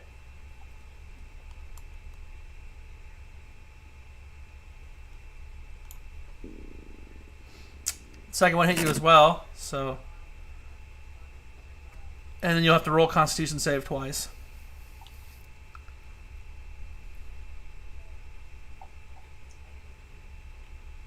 So fire arcs back up from the final slap from that one there, and it burns it just enough to finish it off. It was already struggling. Nice work. Utilizing your fire shield and your ability to get slapped to your advantage. But yeah, roll the con save, which you fail, which means you're back to being paralyzed. I think you already are listed. I think you're already listed as paralyzed, though. Yeah, I am, and I'm okay with that. Okay, and then the carrion crawler actually gets to go. It is going to bite, bit slap. I didn't piss it off enough to chase me? Not when it has a meal ready to eat right there. And it's going to go ahead for some damage to bitch slap. And it's got to slapper too. 16's a miss though. Wait, bitch slap, are you poisoned? Am I poisoned? I don't know. Am I now? Were you supposed to be? I wasn't before. Okay. Then yeah, you'll roll a. Oh no, it missed you with its with the tentacle, so you're good. It is Zenevieve's turn. You are poisoned, Zenevie. It means a con save to get out of it. Okay. Come on, work this time.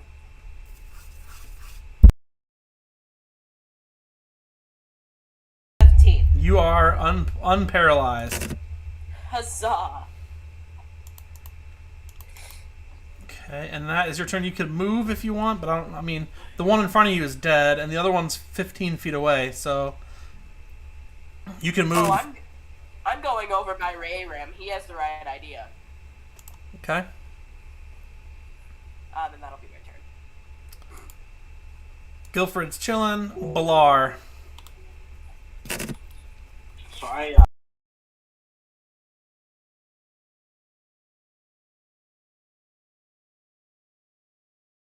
So it's on the ceiling. You can't see it from there. I'm like in the doorway though. I wouldn't be able to just look up and boom, it's there. Okay, fair enough. I think it would. I'll let it slide. I think It's it. a large creature, so I just assumed this. Yeah, no, I guess that makes sense. That's fine. I'm okay I with it. missed anyways. So. Yeah, you did.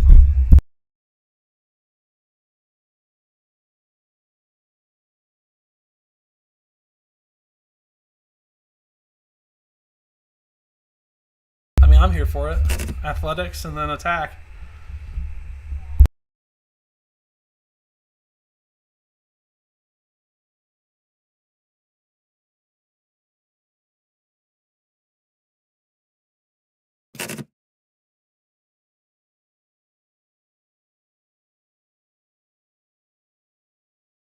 And that's pretty good to just basically jump 5 feet and swing. So yeah, go ahead for your attack.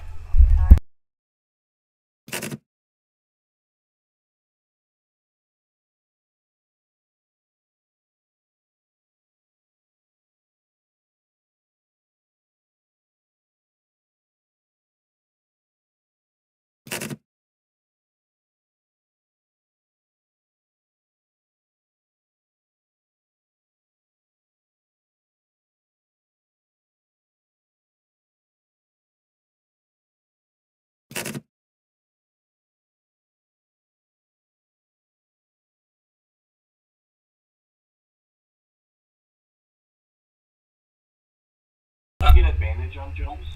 When she's raging, that was to stick the landing. This is just to basically scale the wall so she can hit it. Does Bardic help her with that? You could roll your. I mean, it's. Yeah, you technically can't get nat ones or criticals on skill checks. If you have Bardic Inspiration on, you want to use it, I would throw that at you. You need at least a 12 to be able to attack it. Okay, I'll do that. What the hell? Yeah, you're like half and half chance of getting up to 12 right now.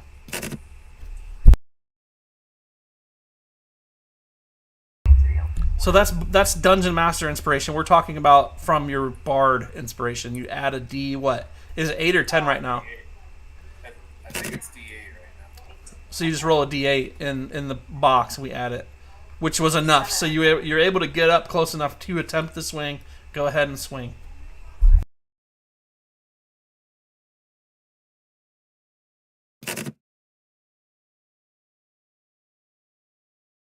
It will.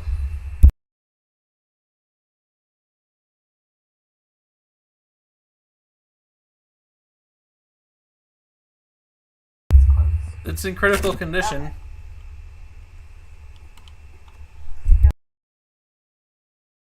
Alright, Morticia, we're back to you. You're on the ground, about 20-ish feet away from this creature that is attacking from above Bitch Slap. The other one is dead to your right.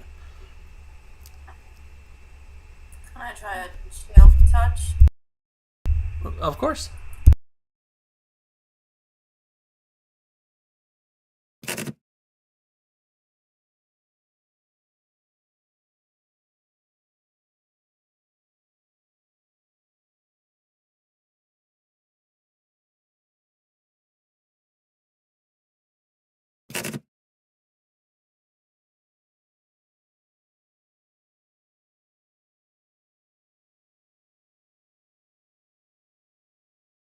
Looks like she hits too.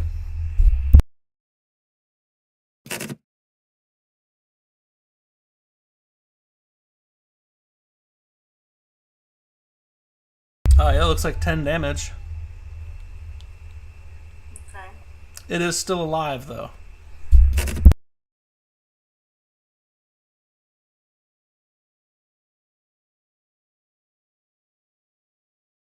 Alright, Bear, what's Lobolo up to?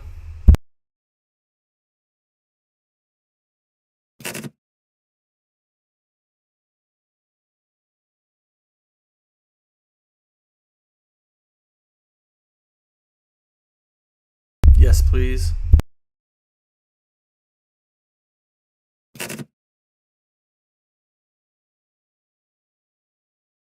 Looks good. You stick the landing.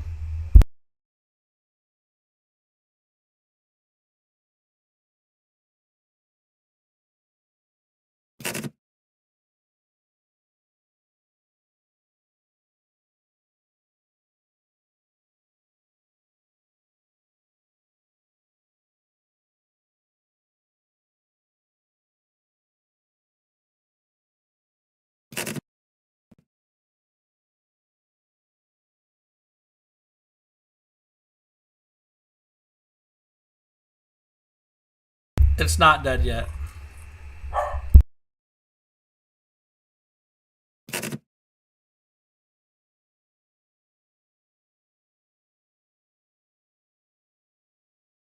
Second one misses. It's swiggling around a bunch like a giant centipede up there. It's hard to hit as it wiggles around a bunch. Anything else for you? All right. How much movement are we going to take to get over the crawling carrion? None. It's dead.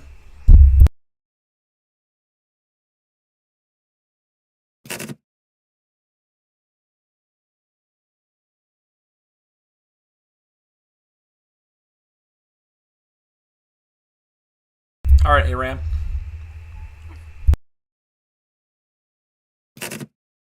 Yeah, you're not doing great. You're still sitting over there paralyzed, drooling on yourself. Up in the air.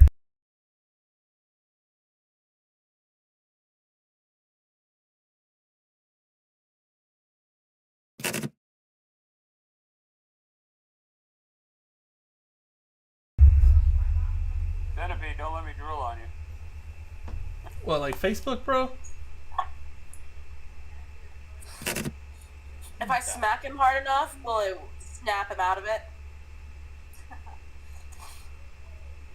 I'm willing to try.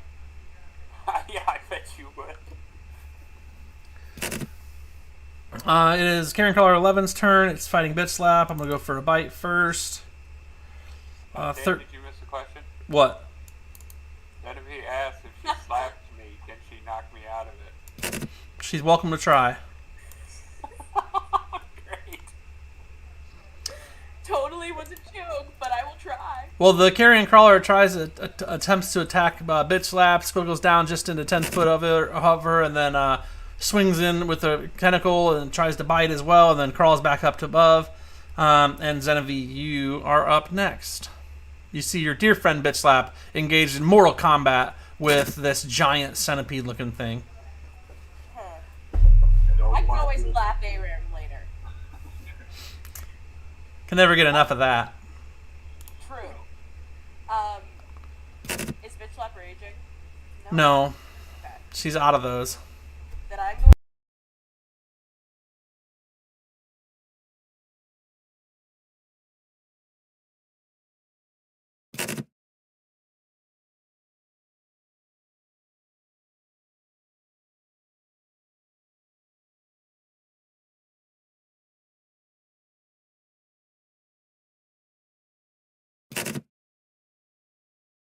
It is indeed dead. Nope, after it falls, screaming in agony as your bolt pierces its insectoid flesh, it falls onto the ground into the pit. As Bitch Slap shoves it away from her as it falls to cover her up. She just guides it the rest of the way and fills the pit with its carcass. Awesome. Now I'm going Does to it slap fill it Aram. enough people could just walk over the hole? No, it's not that big, but nice try. Maybe both of them. Oh, can we push the second one into it? There we go. Now is it full enough we could just walk over it? They're really, you think of like a squishy insect. Yeah, they're kind of big when they're alive, but once they're dead, they're just husks. It'll let push in the flow if you fall. Yeah, and now instead of a 15-foot drop, it's more like a 10-foot drop now, and the spikes aren't nearly as bad. I'm going to throw this to who's going to catch him. I'll catch him. I gotta roll again to try and wake up. No, I want to slap him first. Oh, yes, she slaps you first, of course. Snap out of it, she says. I'm just standing there looking at the guy investigating. Oh, good. You see a lever to your just right next to you, Morty. Does the slap give him advantage? Pull the lever, Kronk! Yeah, I'll give you advantage to get out of your poisoned state because Genevieve slapped you. But then I'm gonna give you disadvantage too, so just roll regular.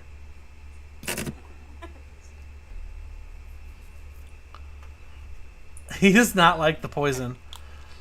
No. But Morty, there is a little lever in the wall right next to where you are. You do? Okay. You pull it? I can grab it. Okay. The Anything ground. else I would be able to grab? What's that? Anything else? Anything helpful? No, when you pull the lever, it actually extends a walkway across the top of the pit. Okay. We're out of combat. Eventually, Aram will come to. It only takes a minute before he finally comes to. Since you weren't able to do it in combat, it takes the full minute for you to come around. Okay. Poison knife friend and Bear. Honestly, it doesn't matter. Whatever's clever, to be honest. But just as long as it applies to what should apply, you might want to save that level of misdeeds for something that's worthwhile. Okay, so as far as Aram's health, can I determine if he looks healthy enough compared to his life bar? I don't understand the question. What's the question? What? Okay, well, Aram's life bar is pretty up there. But when you guys were talking, you said he's down to like 9. No. Oh, no, he was down. He is down 9, not down to 9. Okay, gotcha. I'm gonna mosey on over here and give bitch slaps. Healing words of encouragement.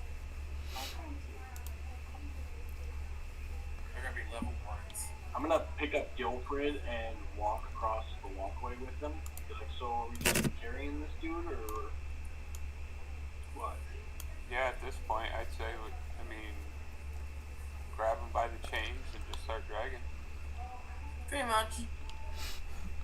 If 2 people work at it, it should be a fairly easy thing. So me and Bitch Strap bitch slap will Bitch just strap. drag them along. That way we don't have to be encumbered or anything in the process. We can just let go of the chain if something happens. I'm good with it. Do you mind Is he removing ever going that? to wake up? Can we do something to speed the process of waking her up? Is No, he anyone said I try woke up. slapping him? But she's talking about the unconscious bitch. The conscious Wow. person. Can we like bitch I can slap try him there slapping and him. him? I mean, we could take a slight.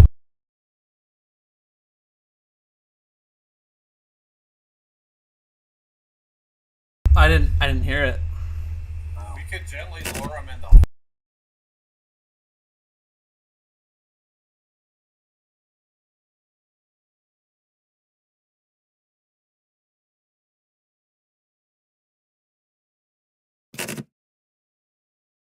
All right. You put jerky over his nose. I got bacon. Alligator bacon. I wonder what it even smells like. Does it just smell like chicken? While they're playing with Gilbert, I'm gonna float and check the flooring. All I know about alligator is that it's really chewy. The flooring seems fine from where you are, and this does appear to end at the far right there, where you go around. That seems to end. But as you're floating past the other part of the of it, you do notice that below there is what appears to be a magic or something barrier between going down farther than what you see. Can you see that? You guys all see that? It's I a see it. laser grid. It's a laser. Can I call R2D2 on my radio communicator and have him deactivate grid 345? Nope, that's Starfinder. We left that one behind. But maybe. Now that we're all across the pit, can we try hitting that switch that closed the pit? See if that changes this thing in front of us.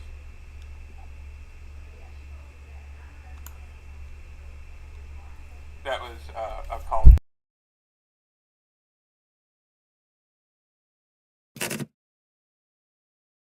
Give me a medicine check. I know you're dumping water on him and slapping him and who knows what else, but let's do another medicine check on it. Genevieve's over there. She says cough, and he doesn't do anything. 21. Eventually, he will wake up to getting. Not sure if it was the cough, the water, the slight slaps across the face, or the pungent smell of the insides of a carrion crawler that are spilled out all over the cavern or the tunnel. In this part of the sewerage area. But anyway, so eventually he does kind of like look up. He does look kind of confused and dazed as he looks up at you. Balar, I believe he's looking up at you. Hey, what day is it? Where am I?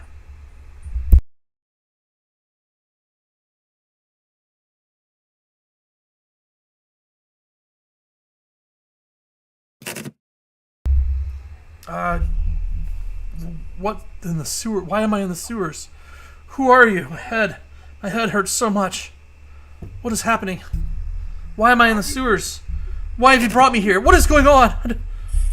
He starts kind of obviously freaking out.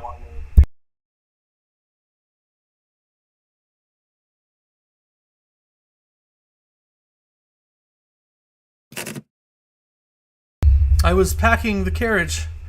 We had just left Summerside.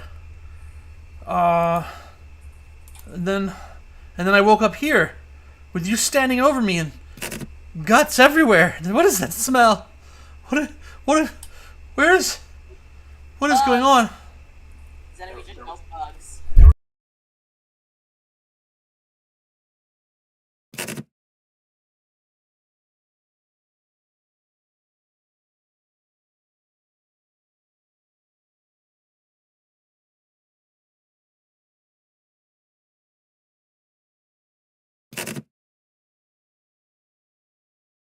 So did Pass on him and kind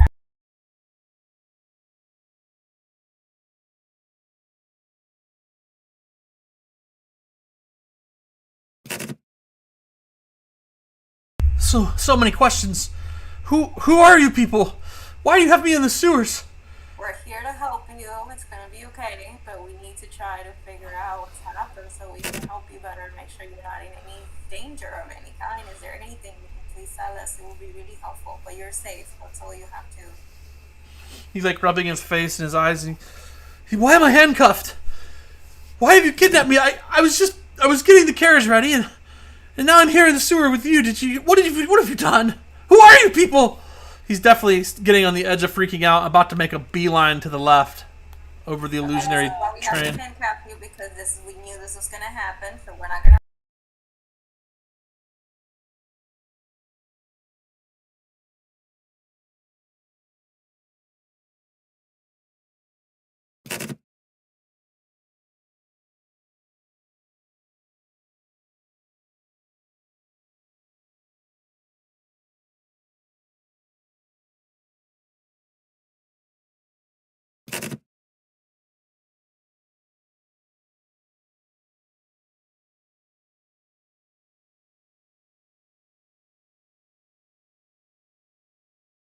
And then I'm gonna head back to the hallway.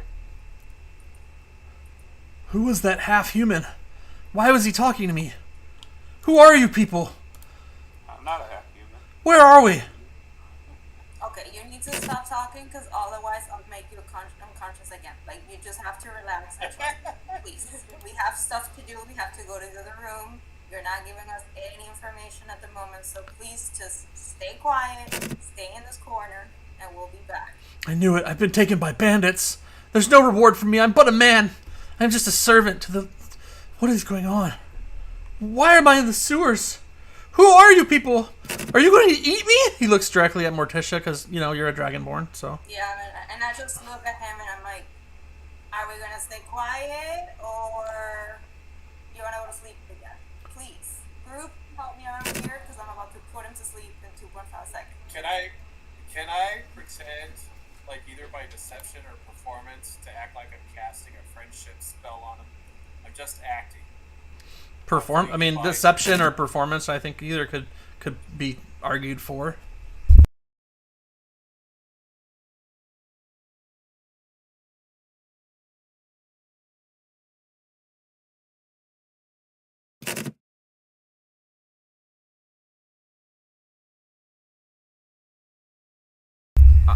Deception Or would make the most sense, probably.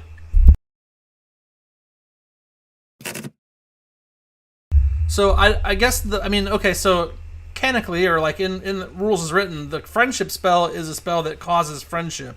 If you tell him that you're casting a friendship spell on him, I guess I don't understand the value or what you're trying to gain. It's kind of giving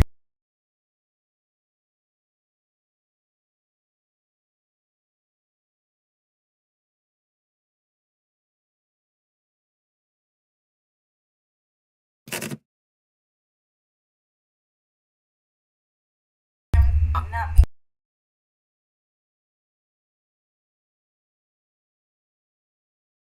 Slots to action. I feel I understand, and I think I even like it. I'm confused on how it's going to work and play out. If a friendship spell, like if you look at the words of the friendship spell, it's nothing like what you're talking about. It makes them a friend, but they instantly know after. And if you tell somebody I'm going to cast a friendship spell on you, but then they still have concerns, it's going to be seen through regardless what you rolled. You rolled a 23, that's pretty good, but I'm Well, just when you're- contesting whether he believes.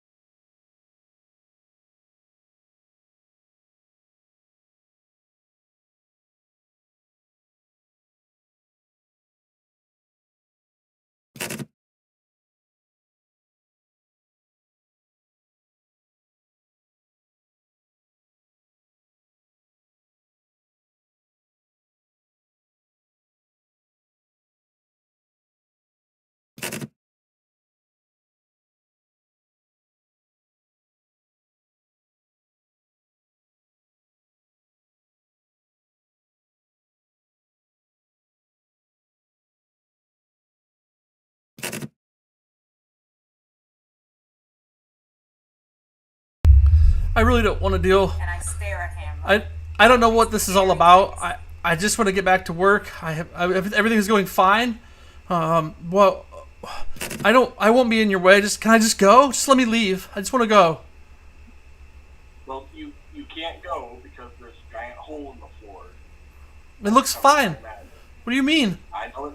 Trust me, it looks fine. Try. It's not there. And I'm gonna walk over and kind of put my hand through the false floor so you can see what I'm talking about. Oh, magic. I've always hated magic. It seems just like such a dirty trick to have magic lying to you in every way. Someone could easily have fallen and been injured with this fake floor here due to this magic. Who are you people? No idea. We're adventurers. But why have you captured me? I'm just a man. I'm just a servant. Telling you can't.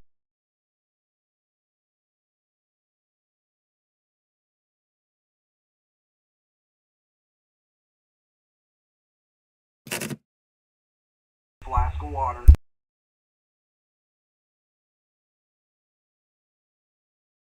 You, Not back in like 30 minutes. Do what you gotta do. you magician, you seem the most trustworthy.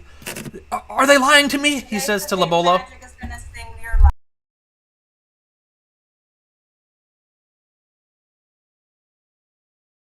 Musician, please, For him. tell me the truth. Are they lying to me? You seem trustworthy.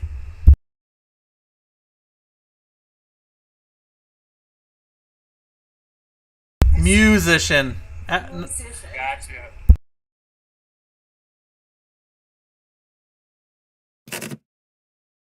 Stay safe. I'll do my best, but All my friends. do I have to wear these? Do I have to wear these cuffs? I don't feel safe. I can't even use my arms. What if I'm attacked? No, we can take him off.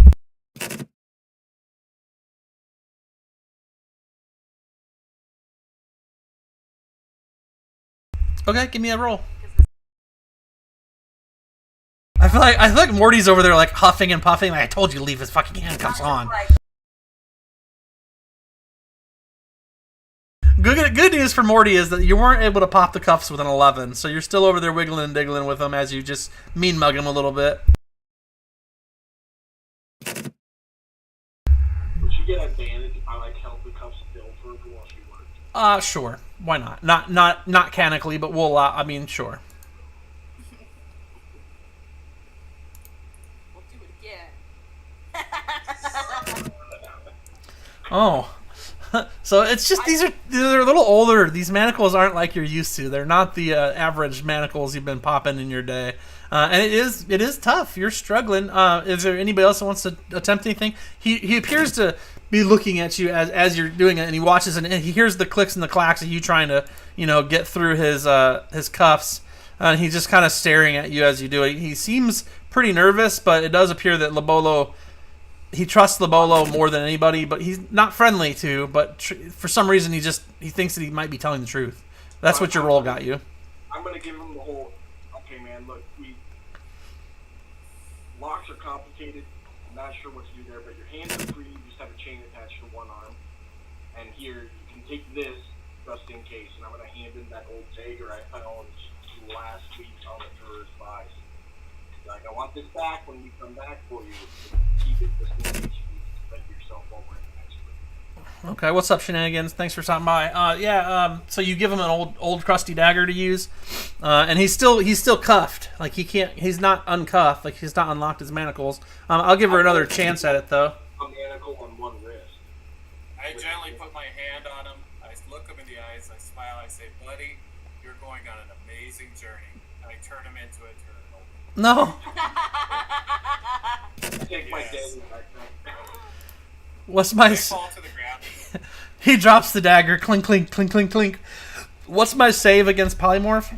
Con? Hold on, let me check. Yeah, wait, hold on, let me check. No, I don't think I got that dot. Oh wait, hold on. 21 hours, no. Wisdom. Okay. So I'll do a quick wisdom save. DC what? 15? Let me check. Nah, it's fine. He failed because whatever it is, it's more than 12. So he is now a turtle. Let me see. Pick him up, in the hole on the creatures. So he can waddle around and do turtle stuff. I'm just looking at everybody around and just staring at him, and and I'm just like, okay. Hey, his cuffs are off. We'll be They back are. for you. They're not locked. We'll be back We'll for be you. back. And Yeah, I'm gonna move over next to Avery and be like, come on guys, let's get this done with. We'll come back. How long does that polymorph last? I think an hour, right? An hour. Just pick them up and bring them with us. No, we'll leave him there. I don't want to have to worry about another. He's defense. defenseless. Well, if we Genevieve's set him gonna in the walk trap. over.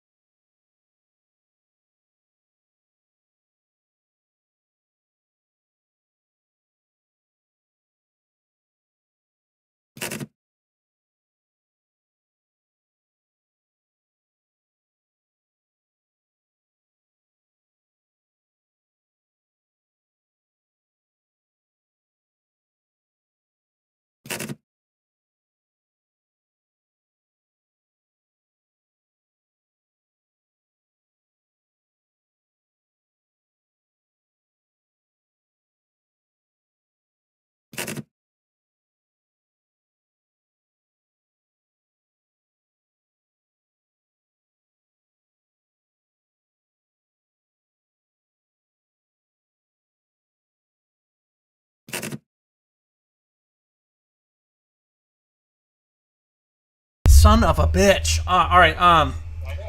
Looked amazing. The only people that can see the gate currently, the electric gate right now, would be Aram and Labolo. Before we move farther along, Pam, did Morty flip the switch to put the floor back, or is the pit there? No, I did. Okay, so there is a pit. Yes. Okay, and who has the turtle? I know there's been multiple people trying to grab turtles today. All right, Genevieve, are you carrying it in your hands, or are you putting it in your It is bag? going into my backpack. Okay, turtle power. Perfect. All right, so we're from there. We've got Turtle in the backpack, who is a commoner, and we have everybody in this hall. So who's doing what, when, where, and how many Twinkies? Go. Changing. Oh, no. I said that, but I was muted. And just for you watching, I have to mute because they hear themselves back because of my desktop. I need to get a headset or something to where my desktop doesn't sound off in their ears.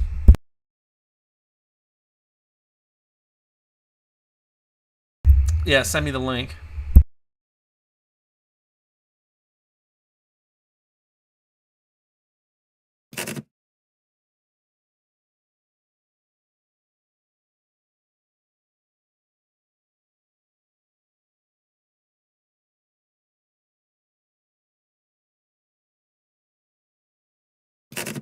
Okay, let's go one at a time. Okay, so far I've got Aram's gonna move up and look at stuff. Balar is gonna go to the edge of the hallway to look around. Looks like Lobolo's going with him. Everybody else, who's next? Let's go Bitch Slap. Then let's go Genevieve. Then let's go Morty. Okay, and you're staying right where you are. That's a good spot for you on 4 squares. Let's pick one. Here we go. Let's pick that one. It's good. All right, Genevieve, what do you have to do? You staying there with your turtle, hanging out, making a box for him? I'm gonna go up over there. I'm gonna situate. Oh yeah, he crawls up. He's got his head poked out. All right, and Morticia.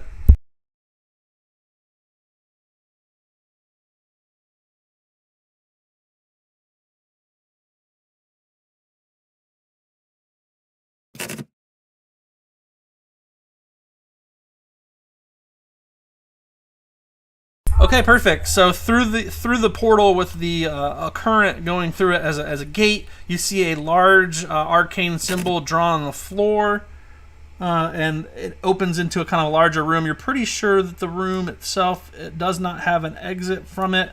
It is just a giant, odd arcane symbol on the ground there. Is my 19 perception check good enough to let me see kind of what the symbols are, maybe possibly read them? Yeah, I think a knowledge arcana could come into play from there. If at disadvantage because you can't see the actual thing, even with just because of how far away it is, you can't get a clear line on it. So give me a disadvantage and an arcana check. I think that's good.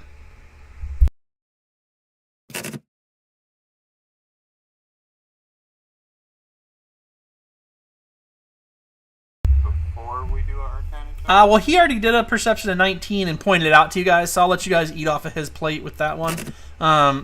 Just because he already noticed it's down there. He is a little farther away, so in order to do that, Balar, I moved you forward. Arcana at a disadvantage.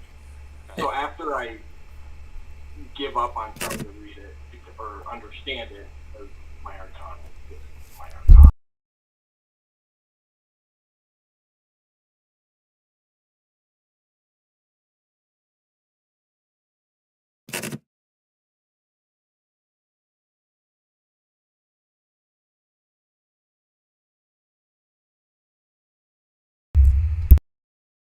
Alright, so you're going to heal yourself and heal Bitch Slap on this turn. Aram, what are you doing over there?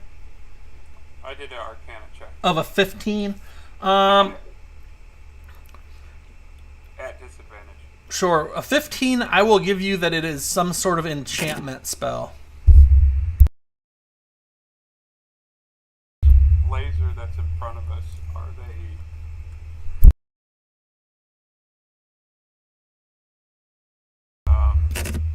what are the lasers coming out of? It appears to be part of the foundation, and the laser is a field of lasers that jags across the entirety of the entranceway, seemingly coming out of the rock itself. Okay.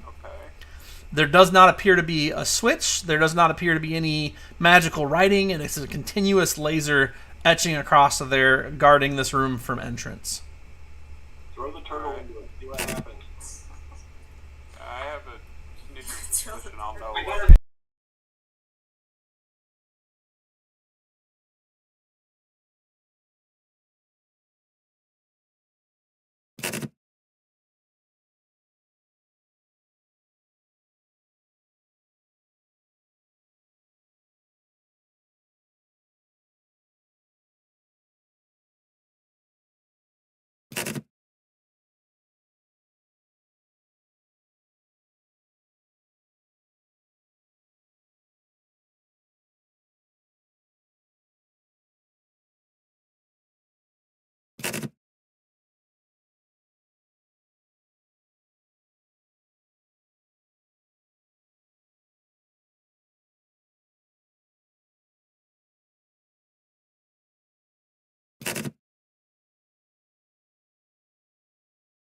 We know that's not going to change it. So you're going back there to look for what now?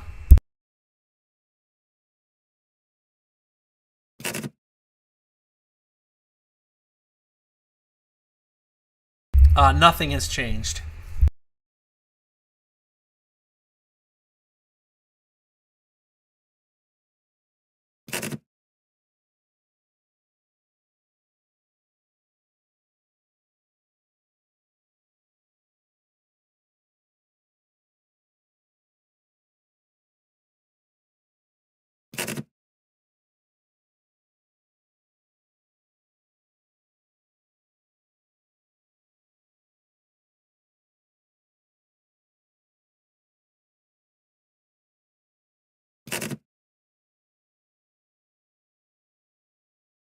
What do you mean?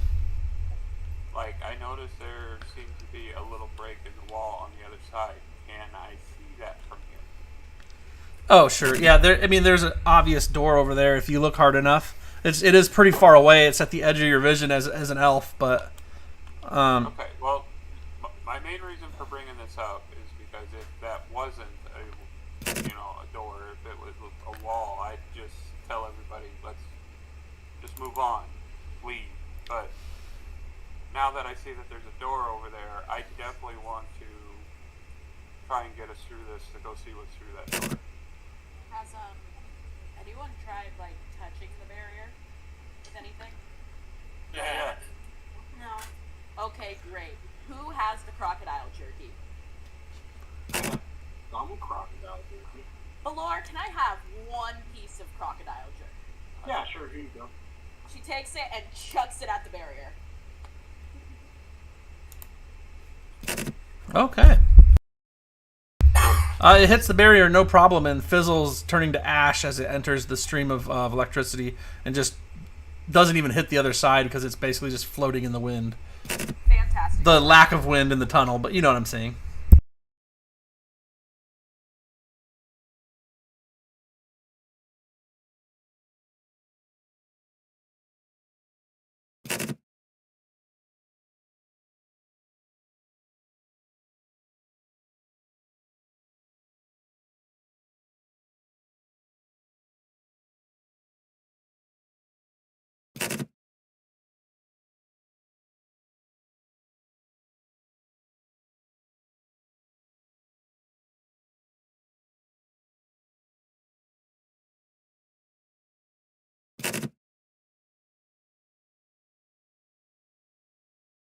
You guys are like roaches scattering when the light comes on.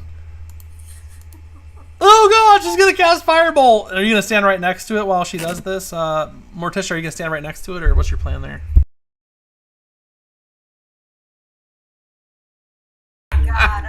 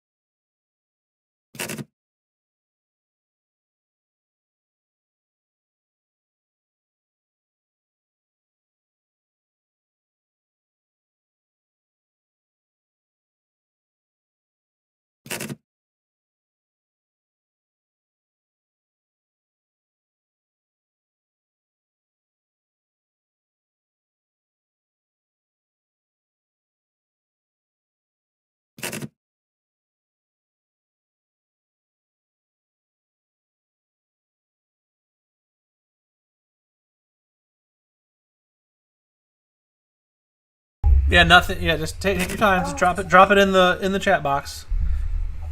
there we go. Oh, seriously? Okay. I mean, it doesn't take much to hit a wall, so I mean, you're fine. It's just a matter of how much damage you do and if it does anything at all.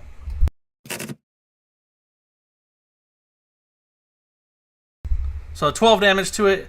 You definitely strike the wall where the lasers are coming out. It stirs up some dust, but nothing truly happens. Nothing that you can tell. But you can do a Knowledge Arcana check, being as you're a wizard. Let's see what that looks like from you.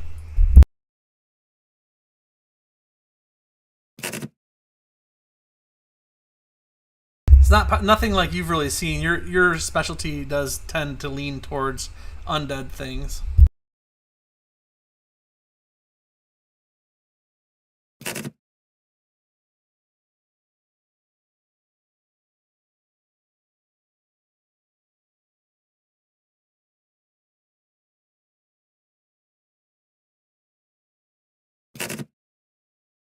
That was just for the marks that you guys were looking at. No one had Arcana the wall as of yet, except for just now Morty.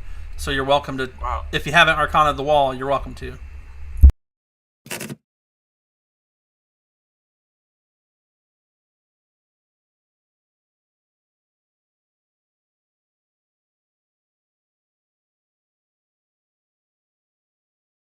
Aram, considering that there is no apparent source of how this is being cast, it's not something.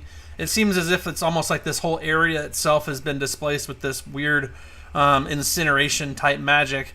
You get the sense that the only way to bring this thing down is to know the power word involved with taking the enchantment down. So there's no switch. There's no, if I look at it this way, or if I send enough meat through, nothing like that. But if you do, in fact, know the word, the power word, the word the spell is based around, you would maybe be able to go in. But in your expert opinion, this is a dead end, as is the other way. Okay, so I'm gonna relay that information.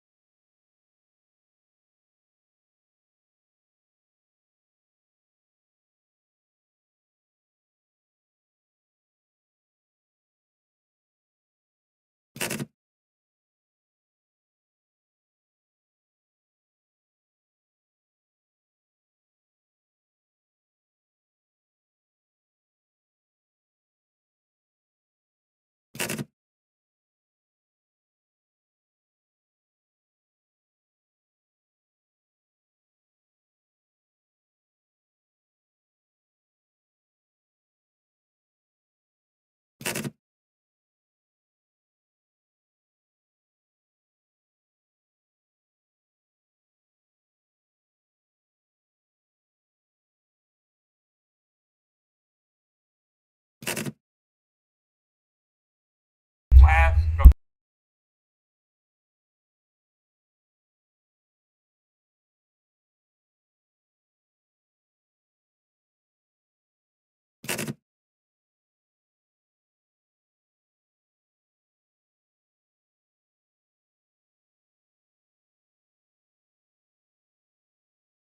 And the two other things. So there's two hallways, one that you guys are in, and the one that went up.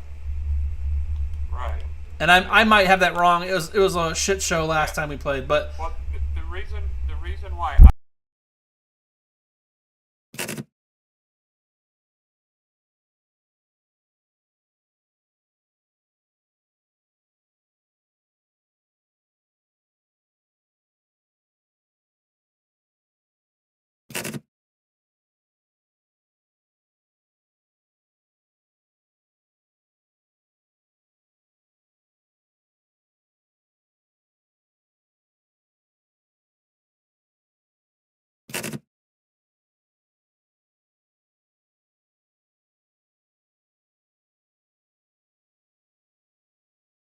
we can do that. you mentioned it. But Okay, let.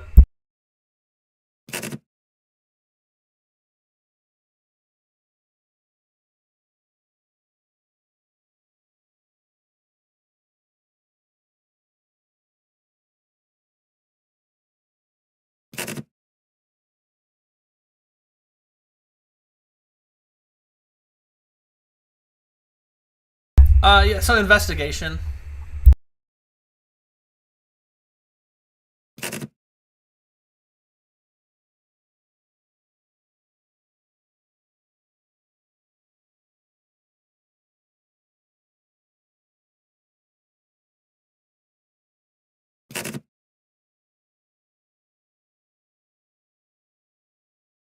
Okay, so you guys go and start looking over walls, checking stuff out, and you're just running your hands along. The walls are kind of dusty, more so than grimy and gross like the sewer walls.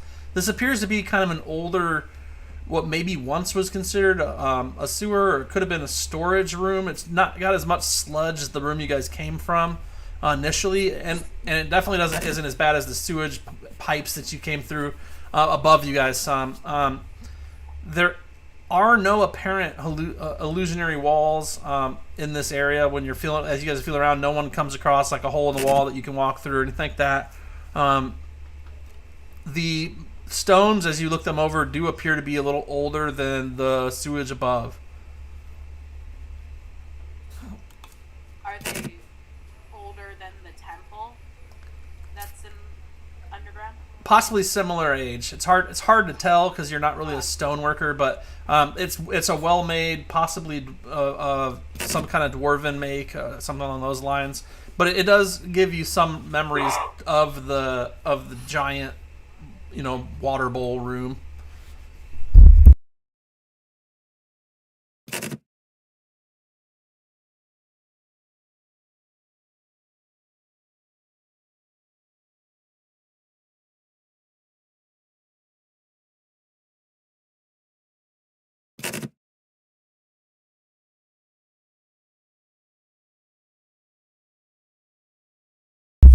What can I say? I'm fancy.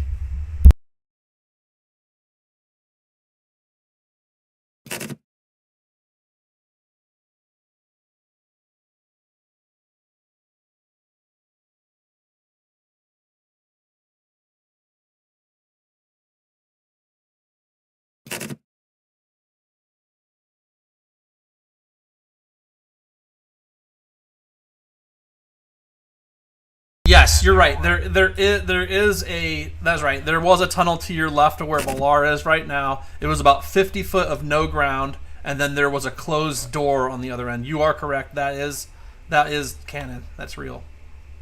Yeah. And then there was a small platform on the other side and another door.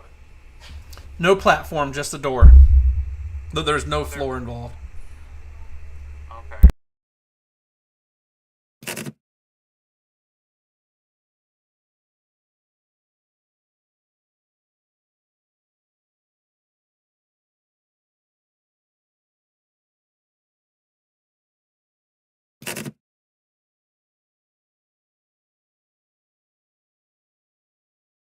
For a turtle. Turtle. Body. Instead, if he reaches back and just pats his head. He bites your finger.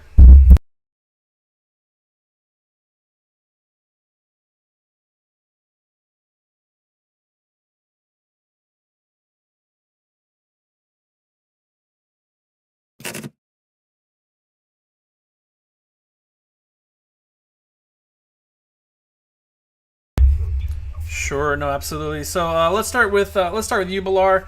In that big circle room, it is just that. It is like a larger circle room. Looks has some broken furnishings in it. Has the bodies of the Yugios, whatever they're called, that you guys had fought, are still there. And otherwise, it just looks like older, broken wooden furnishings. Nothing to speak of. No extra entrances or exits.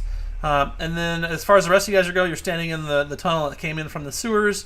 Aram, you fly across, no problem with your boots. Below you, you can't even see the bottom of how deep and dark it goes down, and it echoes beyond echoing, so any noises made resound back to you pretty heavily.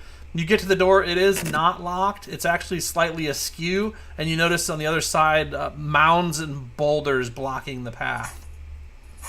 So there is no clear way through, as it seems like some sort of cave-in has collapsed on the opposite side of this door. And the door is mostly shut, just kind of a little crooked, and it's slightly askew enough for you to see past to this rock fall that's happened beyond.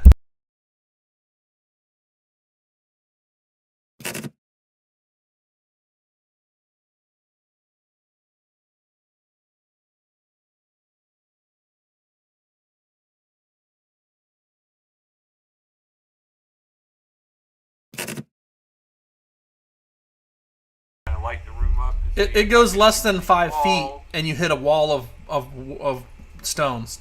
Oh, it's just solid wall.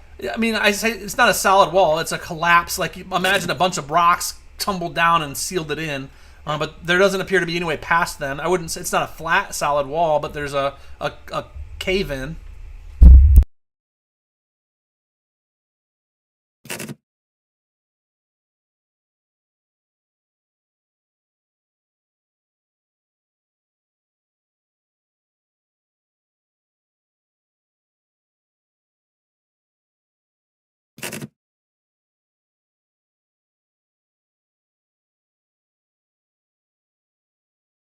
All right, so you've used 4 minutes of your boots out of what, 4 hours? So you're probably fine so far.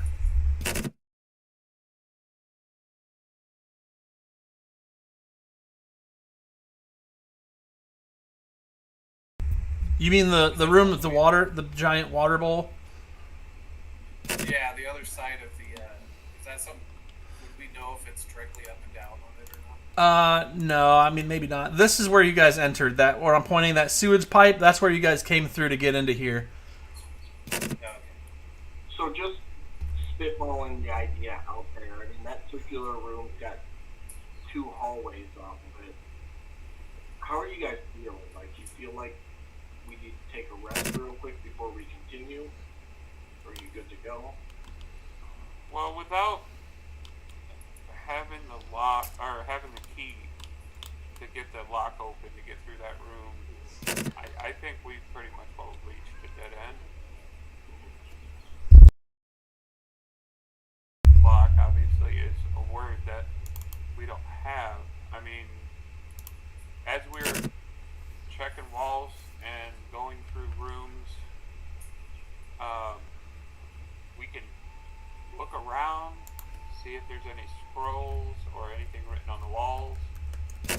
but I highly doubt we're going to find anything.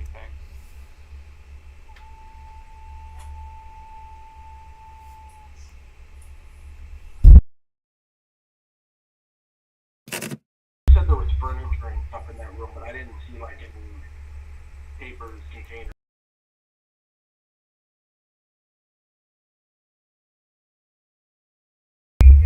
A table and some chairs type furniture, nothing else.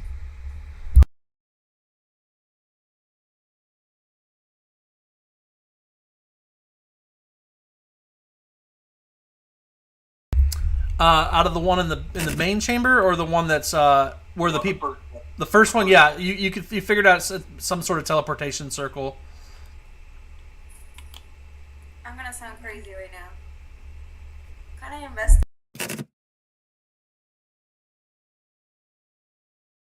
corpse that we have? The girl that's in his bag right now.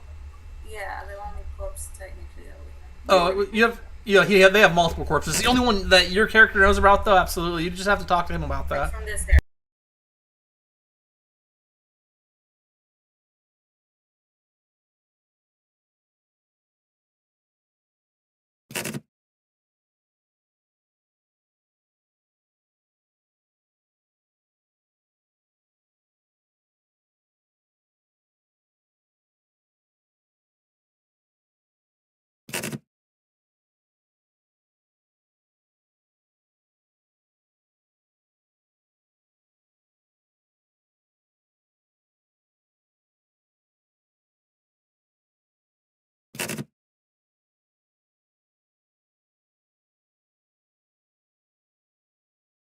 Table?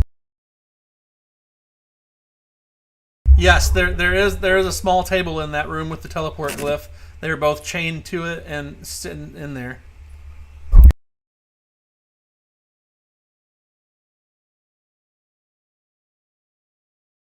It appears to be a pretty plain table with a couple of loops on it where their chains could be slid through. A pretty standard four-leg, sturdy, like wood table, but it does have a place for chains to be ran through on all four sides of it. Only two of which have been used. There were only 2 chairs currently down here.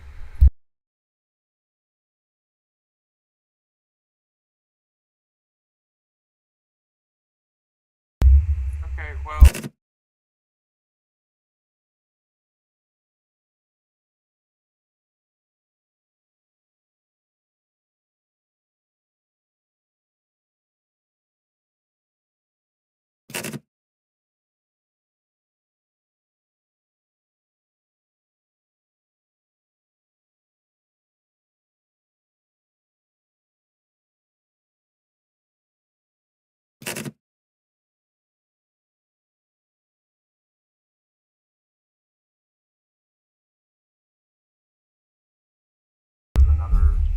Okay, so the way that you guys found this was past where you'd been before.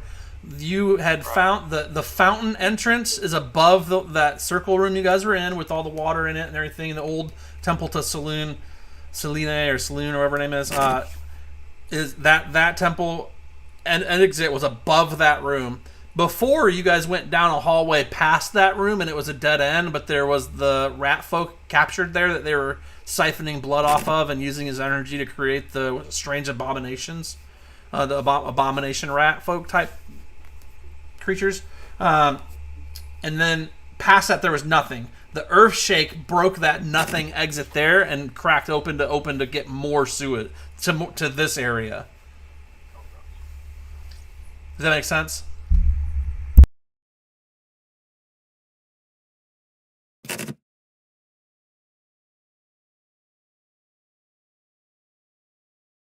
And I don't know if you guys noticed, but I gave Mike inspiration for ARAM for saying I think we're at a dead end because, from all intents and purposes, there's nowhere to go unless you can figure out a way to get that laser down. None of the walls seem fake. There's no writing anywhere saying go this way, that way, or the other. The laser beam force field wall or whatever that you guys can't get past. You need a word of power to get past it. Nobody has like a dispel magic or anything.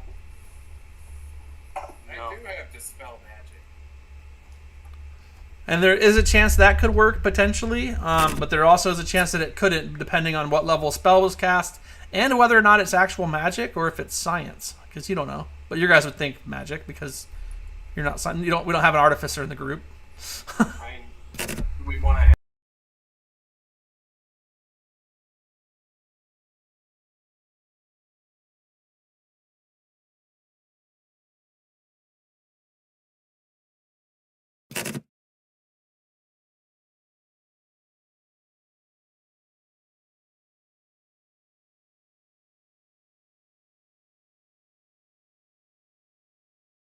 We can always.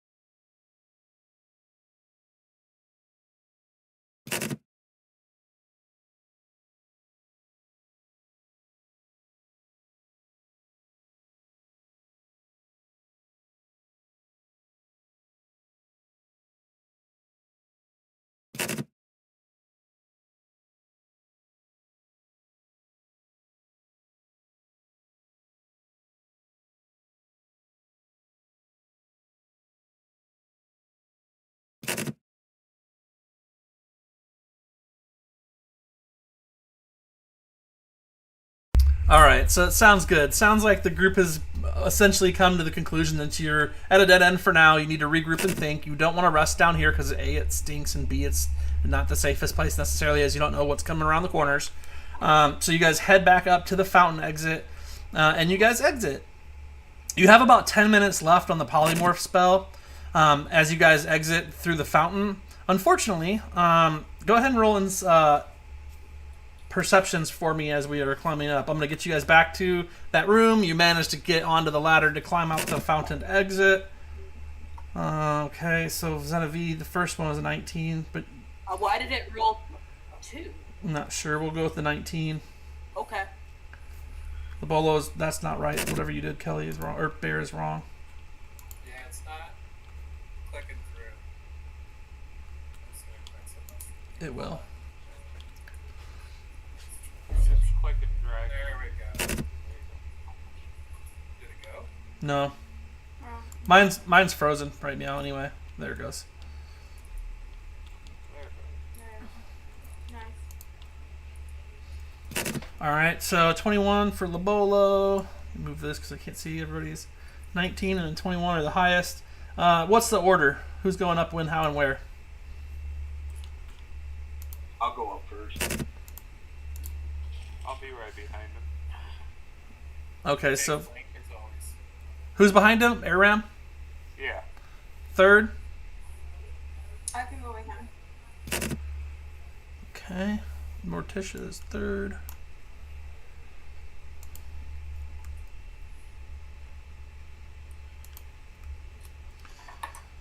Okay, and then so you guys go up there, and first one out is. I'm sorry. Who said this? Who's the first one? Balar. It is okay. So Balar, then Aram, then Morticia, then who? Genevieve. I don't know. That's fine. And then who? I'm after Genevieve. So Bitch Slap's bringing up the rear. Okay, works for me. Works for me too. Okay, you guys managed to get up, out, and everybody. We get Balar gets out, and Aram gets out fine. You guys are dusting yourselves off. Morticia gets out, doing all right. Genevieve gets out, doing just fine. Genevieve, just as you get out, you look back to see about Labolo. and he notices, as you're looking back to make sure he's coming right behind you, he notices 2 squadrons of guards coming towards the center of the fountain of the city guard. So 4 of you are out. Labolo's at the top of the stairs, and Bitch Slap still has to leap up and get on the ladder to come out. There are 2 squadrons, or in this instance, 12 total guardsmen coming from the east and the west of the fountain. I don't know if squadrons is 6 or not, but that's what it is in this instance. 2 groups of guards. I don't know the words and things, but whatever. So 6 guards on either side of you guys are coming this direction, right straight beelining towards you. We're going to pick up from there next week as the 2 groups of 6 guards each, 12 total guards, approach your group that's exiting from the fountain exit. Sounds like a plan. Cheated me out of 15 minutes of play. I like it. And what? Cheated me out of 15 minutes of playtime. Hey, I haven't shut anything down yet. I'm just saying, as far as action goes and next moves goes, you guys are coming out of the sewer through the fountain, and you're accosted by 2 groups of a total of 12 city guard. And you'll learn They more. seem angry? They don't seem happy. They're coming at you, weapons drawn, circling the whole of you. They're circling. Okay. They're like coming at you and circling the group as you exit the sewers. As long as it's not specifically me. You wouldn't even notice them if Labolo hadn't pointed from behind you. They're not aware of Bitch Slap necessarily, just because she's down below. And Labolo, based on I would give Labolo, it being as he's the only one that saw them, I would give him a chance to hide in the entrance of the sewer to not be seen. Everybody else has essentially been seen, including our rogue.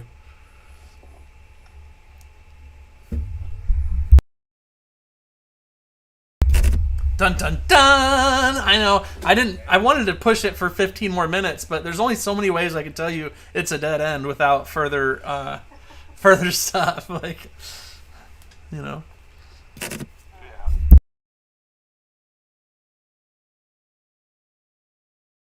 I know. Now you guys are gonna think about it for a week.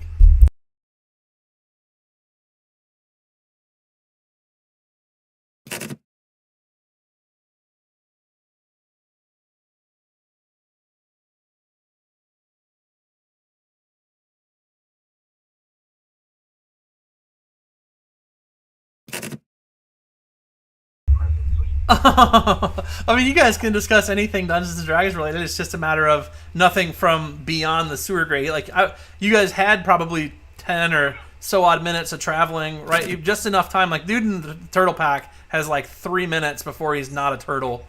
So, I mean, but you still have that time from exiting that extra sewer you guys found and getting out that you guys could have discussed anything prior to the guards showing up. I am gonna say that Genevieve, just in case, took him out of the backpack and is like carrying him. That way, if he transports back, it's not in her backpack. Okay. It's okay, guards. It's not a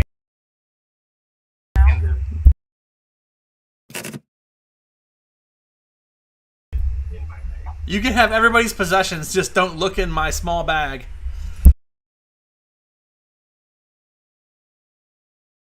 I mean, who knows why the guards are coming for you? You guys do have a couple of wanted fugitives in your group.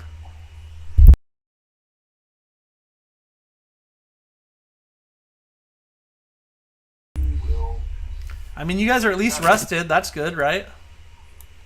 Are we rested? No, you're not. You're not rested even a little bit. But thanks for playing. Would they chase her down if Genevieve just sprinted? I mean, they could chase. I'm not sure they could see her if she got out of there. I mean, you're I have an idea. wow. The overall underhandedness of you guys trying to work around your beloved dungeon master is just out of I control. want you to prepare. You know, if I bring it up.